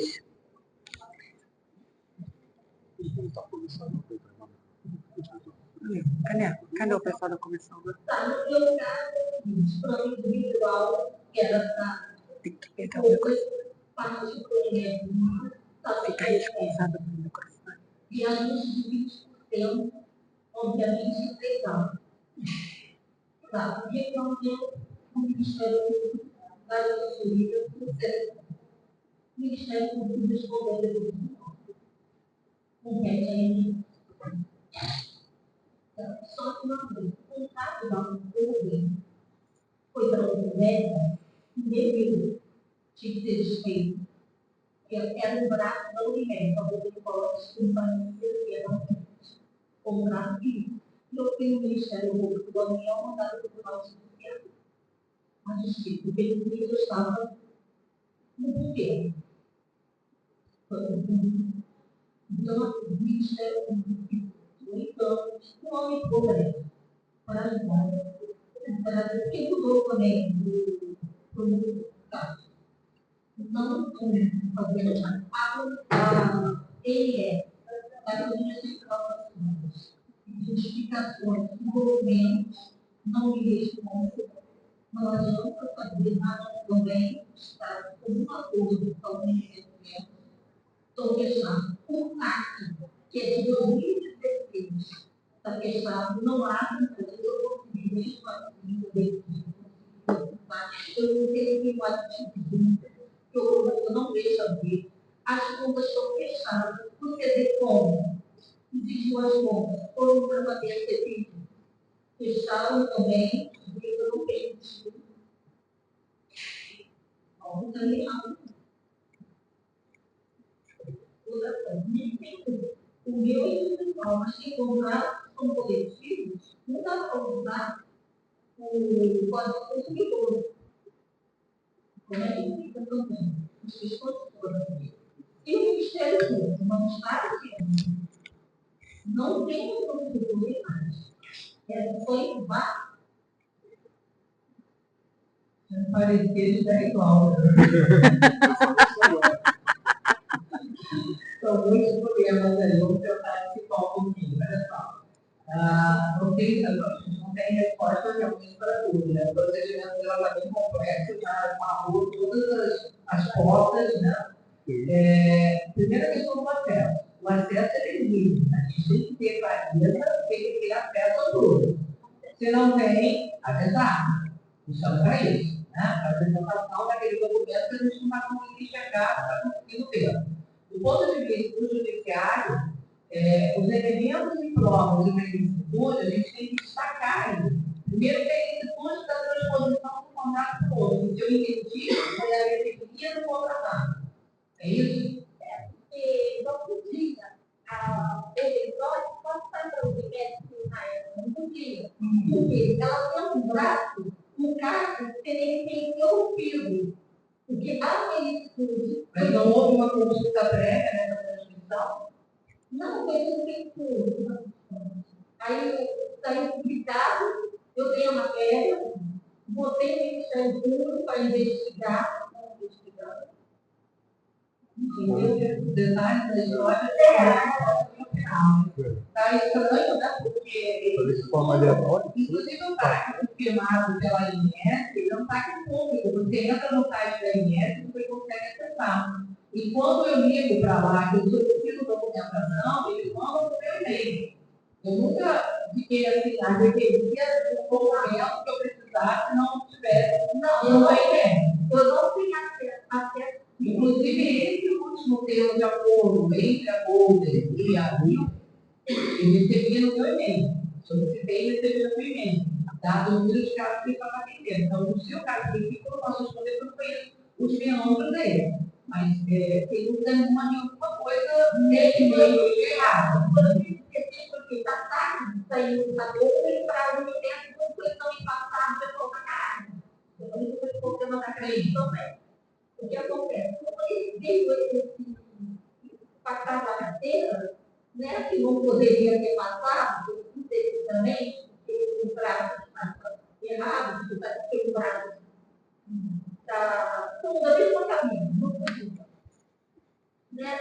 O que acontece? Se deu um saque, porque vem um mundo, então o Estado eleição, né?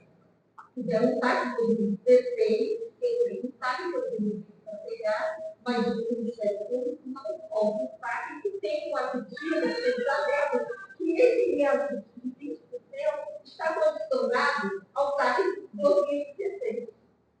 Sim. Entendeu? E não volta, não abre, não faz nada. O Ministério Público não é colaborativo, tá? O Ministério Público ele não vai soltar nada. ele tem um processo definido dele, e ele está pouco preocupado com a necessidade do governo chamado advogado. Ele trabalha internamente para ele. O que a gente tem que ter a nosso favor é a ANS. A ANS não é obrigada a apresentar.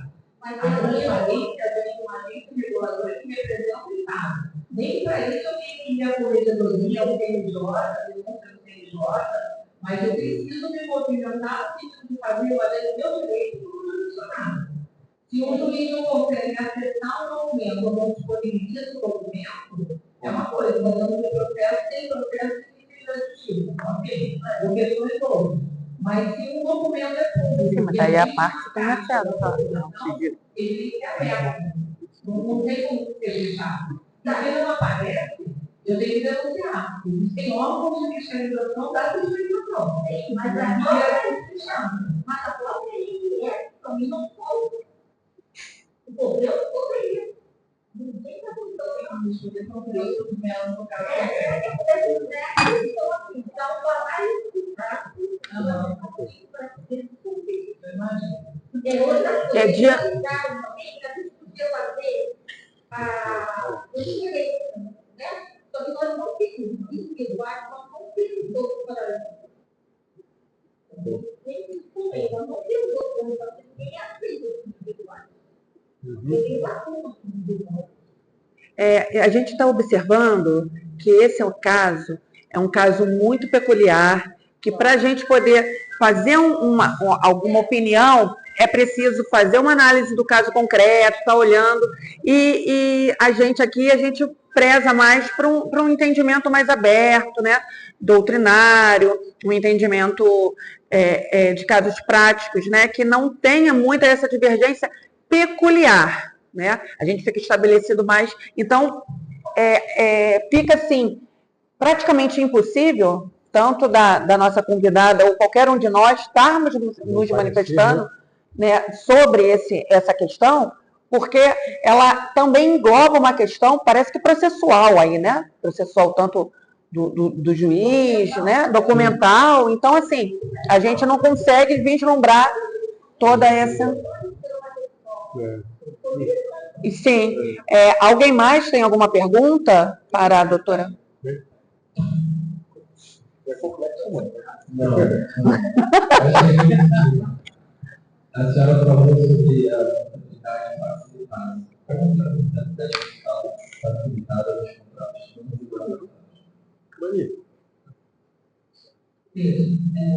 Todos os contratos que têm passagem da ANS e a aprovação da ANS e a aprovação pela ANS, eles estão submetidos a essa norma da ANS. Os únicos que estão fora dessa regulamentação são de autogestão.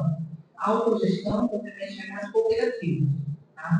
Fora as cooperativas, todos os demais estão submetidos à norma do meio e, portanto, estão sujeitos à aplicabilidade da norma da contabilidade.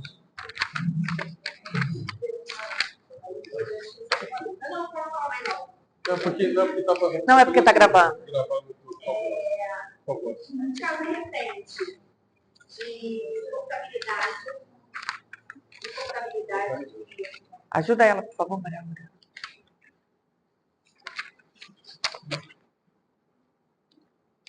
Entendeu? Não?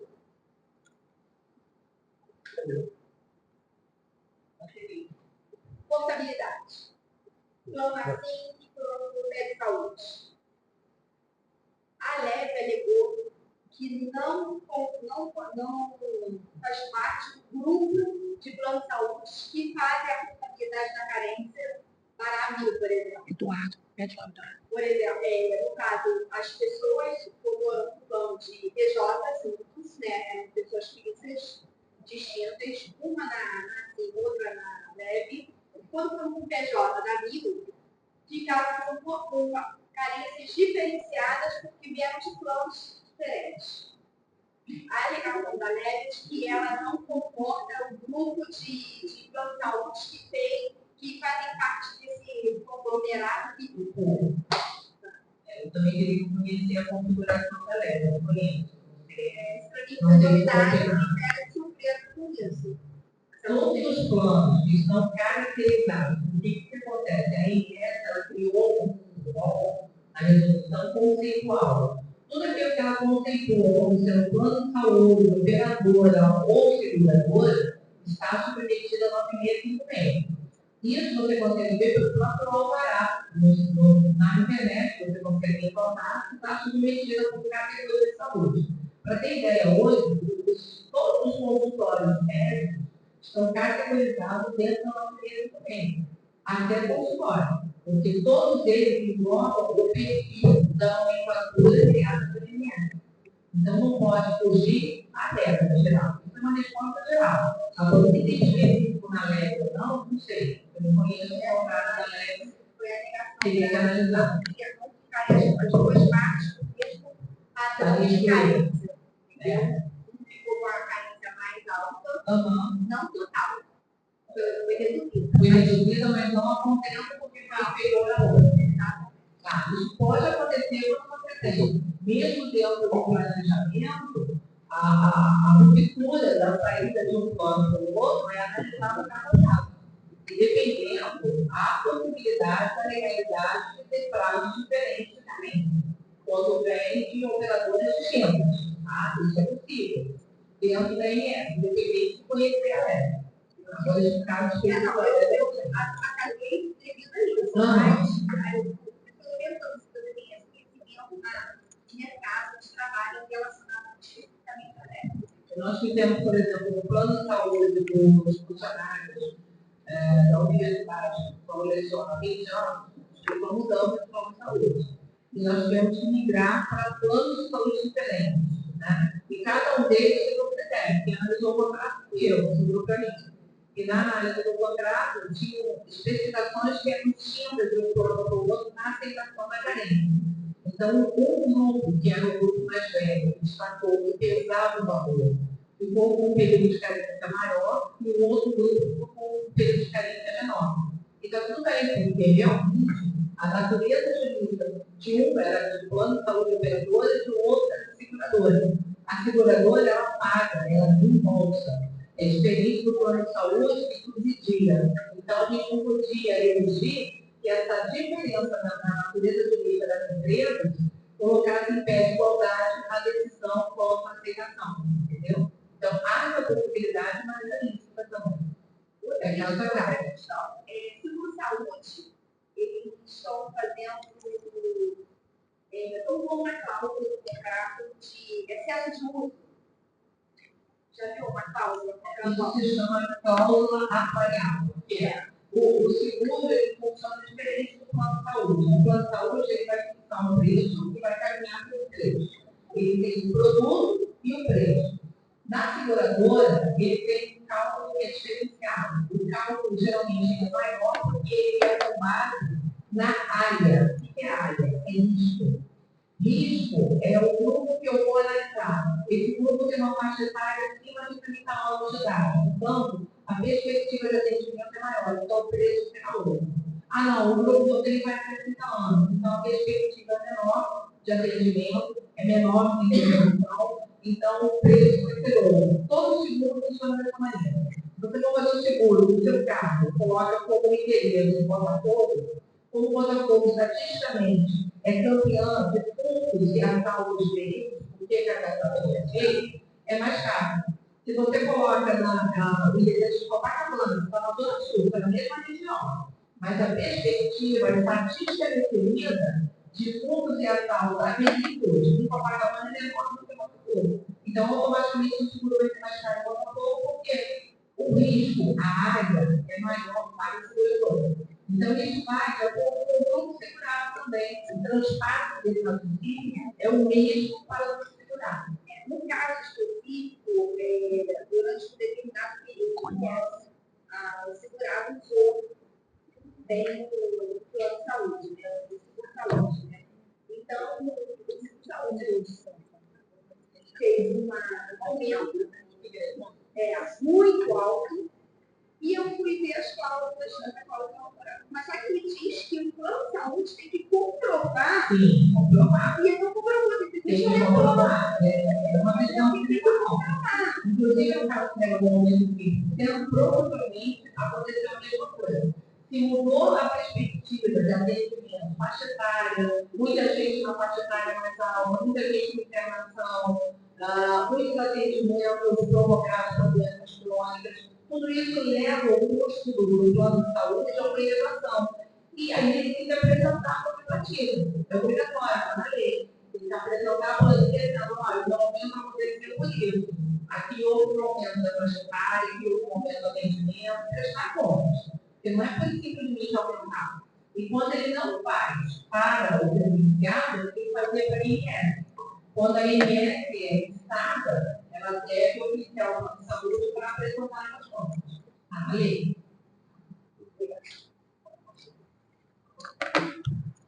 Professora, com relação a essa questão da diferença de precificação do menor para o maior, a gente consegue fazer essa obrigatoriedade de fixação de 6 vezes dessa diferença somente para os clientes que já estão dentro do contrato ou para aquele que está buscando a contratação também? Você tentar com quem está buscando a contratação, primeiro você vai receber uma negativa de contratação. Não te quero, não tem problema para mim. Exatamente. Aí eu não consigo buscar uma obrigação de fazer? Não consegue, porque, na verdade, essa limitação foi uma coisa, uma quebra de braço muito grande lá atrás, quando a ANS colocou, porque o lobby dos planos de saúde tentou derrubar de outras formas. Então, eles têm que engolir goela abaixo para quem já está. Agora, para quem vai adentrar, se fizer atenção a essa limitação, obviamente vai ser inaceito. Isso não justificar pelas razões, pelo preço, pela história do paciente, pelo risco, pela idade, qualquer coisa. Eles não vão aceitar. Mas eu já fiz esse teste com o cliente nosso e deu isso. A não aceitação por 3 planos de saúde. Mas isso não configuraria, sim, uma discriminação? Embora haja tal da liberdade de contratar, mas é discriminatório. A partir do momento que a pessoa, por ter uma elevada idade, está sendo rechazada de mais de um plano de saúde que tem uma fundamentação. Uma delas até fundamentou, porque foi um histórico de atendimento e configurou doença pré-existente. E aí pede o princípio da boa-fé, que está na lei, está no Código Civil, está também com a lei do consumidor, enfim. E aí conseguiu ficar muito bem na fundamentação. Mas as outras duas não conseguiram a fundamentação nesse sentido. Até porque esses contratos, eles não dão um parâmetro de uma negociação. São todos umas cláusulas leoninas. E aí ele vai... e aí vai ferindo a função social do contrato. Quando é idoso, eu clamo pelo estatuto do idoso. Coloco isso como uma discriminação e pelo esse caso que eu tive lá, eu coloquei o estatuto do idoso, porque claramente a acusação foi pela idade, foi pela questão da idade. Mas em outras situações você tem que brigar realmente pela clareza da fundamentação. Qual é a razão da não aceitação? Dificilmente eles querem abrir, porque abrindo eles vão abrir a própria discussão, confessar o próprio erro. Entendi. Alguém mais tem alguma pergunta a fazer? Tem prazo para a INS responder? Oficialmente na lei administrativa não tem prazo. Mas você pode reiterar os pedidos. A cada 10 dias, mais ou menos, quando não há resposta, eu renovo a minha súplica, a minha informação, colocando o anterior. Se eu for fazendo mais e-mail, eu vou replicando nesse e-mail, olha, reiterando o pedido de solução. Já passado todos os dias, faço o que coloco uma documentação. Eu vou iniciando o e-mail dessa maneira. E 30 dias seria um período razoável diante da não retorno? Não é. Tem casos que tem mais mala do gênero. Eles casos que tem mala do gênero, eu recomendo usar o 0800. Eu já consegui a autorização da cirurgia ou 0800. 0800 da ANS? Da ANS. Enquanto o plano de saúde, pessoa internada com problema cardíaco de São Lucas, o plano de saúde não dava cobertura da cidade do Rio de Janeiro, que iam transportá-lo para a Volta Redonda para fazer cirurgia cardíaca. A médica me ligou, que é minha amiga, falou, médica, se for transportado para a Europa no meio do caminho, não tem condição de chegar. Eu preciso que ele seja operado no São Lucas. Eu falei, tá bom, vou dar entrada na televisão, pedindo a entrada, ok, mas vou fazer o contato com o telefone. Eu do lado de fora do plantão judiciário, lá naquela zona bonita, né, minha casa do Manuel, à noite, contando na noite, para todo mundo ver o celular, tinha uma leitura, ligando para o plano de saúde, fiquei mais ou menos 1h20 com a INF.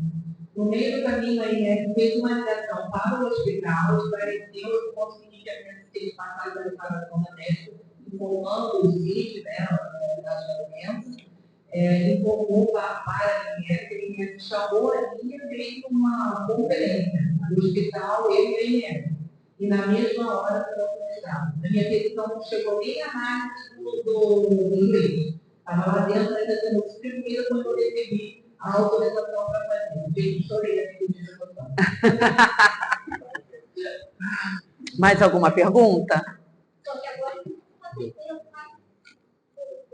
A doutora Natália levantou a mão. Pode falar, doutora. É como a complementação da esses casos que eles negam, mas não justificam, eles trazem o que eles têm que ligar para ter justificativo que eles acabam fazendo para não abrir esse nesse caso, qual o meio que a gente tem que ligar para conseguir? Porque na INF a gente vai fazer uma reclamação, eles vão responder de forma evasiva, e aí até que ponto que eles estão colocar essa liberdade contratual. Você está fechando e não vai receber. Não vai receber essa hora. Faz o e-mail, historiando o espaço e demonstrando que eles não estão respondendo. A INF vai fazer a mesma coisa. Os termos da denúncia veio, então, não houve resposta, não houve apresentação pelo plano de saúde, requeiro da INF para as coberturas tomadas. Se tiver judicializado, eu peço muito de ofício, através do juiz. Mas se não tiver, vai ter que praticamente eu faço o registro de que não houve esclarecimento quanto à motivação do elemento. E faz um registro seguinte, dizendo a INF, se não cumprir o seu papel. Não houve esclarecimento ou algum retorno no caso de denunciação feita pela solução. Informar não os fatos. Entendi. No caso da seleção política, quando a gente vê que eles não estão querendo aceitar um paciente seguro, e eles dão essa resposta de que é por liberdade contratual, não tem interesse no contrato. O que resta?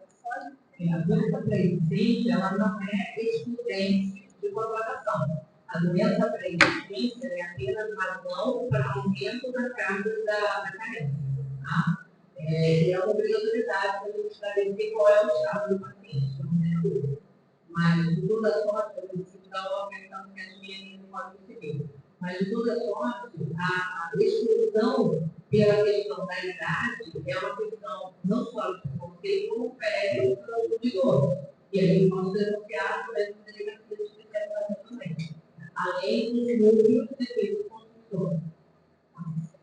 Professora, essa questão aí que a senhora falou sobre a doença pré-existente, então o plano de saúde não pode recusar quando há ele só tem que estender a carência? Não é motivação. O que ele pode fazer é, se há doença pré-existente, eu vou demandar um prazo maior, que é o prazo máximo de carência, porque eu não posso inventar um prazo.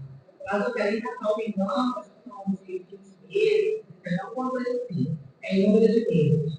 O máximo que ele pode determinar é o prazo máximo de carência para aquela doença, para aquela enfermidade específica. E o idoso não está também. O idoso é atendimento imediato, consulta de exame, mas o imaginar que ele precisa de imediato. O plano não irá cobrir imediato durante 24 meses, por exemplo. Tá? Ele não vai cobrir por quê? Porque não tem fundo financeiro para dar essa cobertura. A pessoa acabou de entrar, está começando a pagar as suas parcelas do plano, o plano não tem de automaticado como é imediato. Então, é justo, por uma questão de equilíbrio contratual também, que o plano de saúde requira um prazo maior.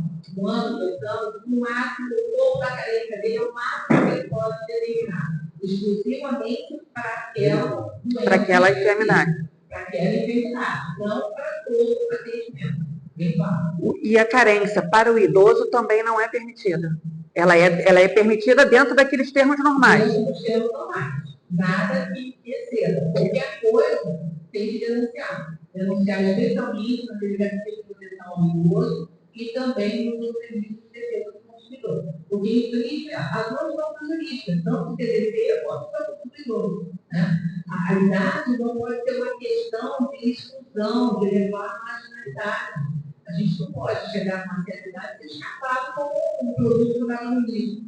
Né? A gente tem direito às mesmas situações que hoje nós estamos aqui em realidade nós temos. A gente tem que primar tudo. Porque todos nós estamos caminhando para lá. Né? Então, a gente tem que começar a pensar nessa proteção desde agora. Né? E os idosos são sempre relegados à última esfera, à última instância, sempre sofrem um prejuízo maior e existe uma preocupação muito grande dos organismos de defesa do consumidor e também das delegacias de proteção ao idoso. Só que a maioria das pessoas não trabalha nesse caminho, não faz fazer barreiras através desses mecanismos. Né? Acaba entrando numa ação normal de obrigação de fazer. Não é isso só isso não vai resolver. Você tem que treinar o crime. A serenidade ela não é uma questão de exclusão. Você tem que acoplar dentro você tem uma perspectiva de plano específica para aquela faixa etária, porque a pessoa não vai ser impedida de atendimento. Qual é a motivação? Você já está cobrando a mais.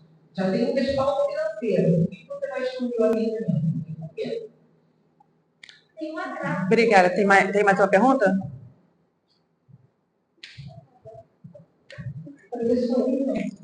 Em relação ao segmento que foi dado para cá, da doença pré-existente. Ok, ele tem aulas 24 meses de uma coisa que vocês colocam para esse tipo de doença, no caso, da cardiopatia grave, né? Principalmente na parte da cardiopatia grave.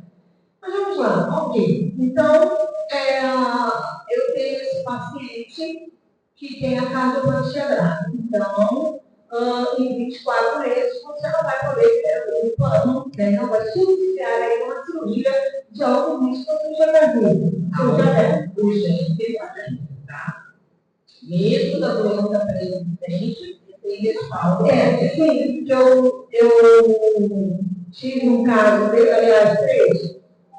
Um foi justamente a parte hemodiálise e o outro ele internou.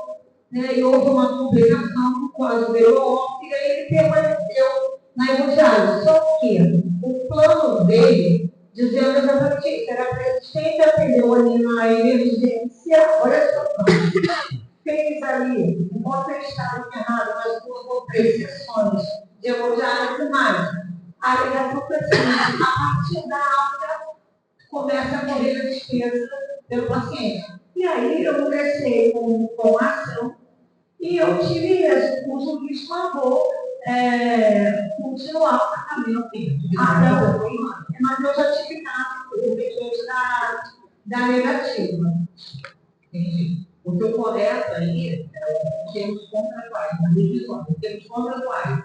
Se não vencer o período de carência, ou se tem uma doença pré-existente que está fora daquela linha de atendimento, contratualmente o plano de correto. Todavia, a partir do momento que existe uma previsão na lei que ele é obrigado a atender o direito de urgência, ele deu início ao tratamento e tem que finalizar. O paciente tem que estar de aula. Ele não pode abandonar o paciente no meio do caminho só porque ele teve uma alta hospitalar, vai ter uma continuidade do tratamento de casa e vai ser abandonado. Não tem como. Então, eu entendo que a maioria dos juízes tem um pensamento que é autoritário. Nesse aspecto, no sentido de conceder a obrigatoriedade da continuidade do tratamento quando iniciado uma questão de urgência e emergência hospitalar.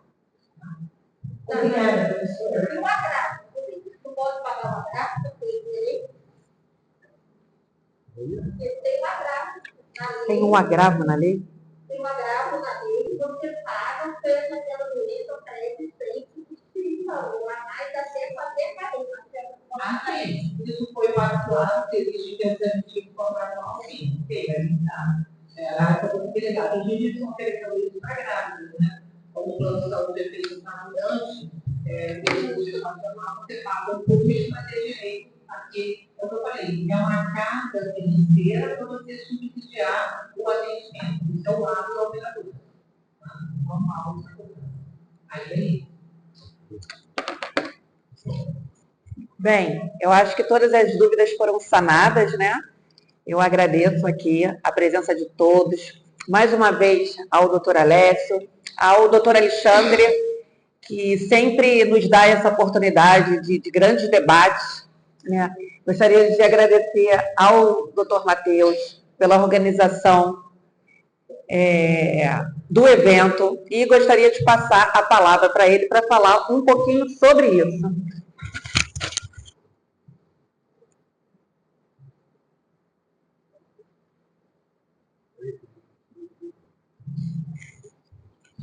Gostaria de agradecer às empresas que estão aqui, obrigado. Cristina, obrigado também. Cristina Santos Freire, que está aqui nos auxiliando, trouxe o nosso apoio, sempre nos ajudando, obrigado pelo nosso trabalho, obrigado pela disponibilidade. Tá bom? Oi? Não, só encerrar. Só vou encerrar agora. Quer falar alguma coisa? Então, mais uma vez, agradeço a todos, né, esse evento de hoje, com essa temática maravilhosa. A cada vez mais que a doutora Elizabeth vem aqui, a gente esclarece dúvidas tão pertinentes do nosso cotidiano. O advogado, ele não tem que ser só buscar o entendimento da norma, mas garantir a efetividade dela, né? E para isso que o doutor Alessio, junto com o doutor Alexandre e toda a diretoria, nos dá essa oportunidade aqui de estarmos desenvolvendo esse debate que, ao meu ver, é de tamanha relevância. Mais uma vez, obrigada, doutora Elizabeth, muito, muito obrigada.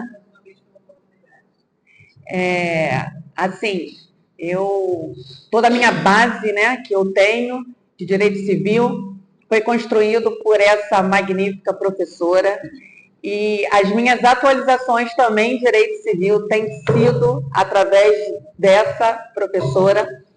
O doutor Matheus está aqui ao meu lado, que não me deixa mentir, né? Embora a doutora Elizabeth sempre amenize os elogios, mas eu estou ainda elogiando por baixo. E aí eu passo a palavra aqui para o doutor Alessio para a gente dar o encerramento do evento. Parabéns, Elizabeth. Falando sobre a primeira vez, conhecendo. E vou falar bem demais, né? Eu gostaria de falar até contato, se eu pudesse retornar, né? Por que não o seminário? Olha, por que não o seminário? Né? Eu achei muito importante. Não, a doutora Elizabeth já trouxe uma proposta magnífica aqui, que é de um... Já trouxe uma proposta que eu tenho que levar isso para a diretoria. Parabéns, Elizabeth, pessoas culturais muito importantes para a comunidade, para a nossa sociedade, né? Porque, infelizmente, as empresas são tão perversas que nós, advogados, competentes como especialistas nessa área, e não são todos que sabem trabalhar, por isso as pessoas que têm algum problema de matemática procuram pessoas advogados especialistas, não estudiosos. Porque quando tem os estudiosos, mas você pegou uma pessoa competente, como a doutora Elizabeth, como a doutora Carla, o doutor Matheus. Parabéns ao doutor Alessio, eu, Alessio Calvares, presidente, eu, Alexandre, e parabenizo. Por favor, retornar. Doutor Matheus, parabéns pelo seu palestra. O doutor Carla, por trazer pessoas como a doutora Elizabeth e o doutor Matheus para palestrar. Eu quero parabenizar a presença, né? Além de vocês que estão aqui presentes, a doutora Maria Loureiro, que na Comissão de Metodologia, Pesquisa e Extensão, a doutora Natália, que é da Comissão da Jovem, a doutora Cristiane, da Comissão de Direito Empresarial, a doutora Melissa, da Comissão de Deficiência, enfim, parabéns a todos, estou muito feliz. Eu não tenho tantas coisas, mas para o próximo evento, eu vou querer fazer. Um abraço a todos e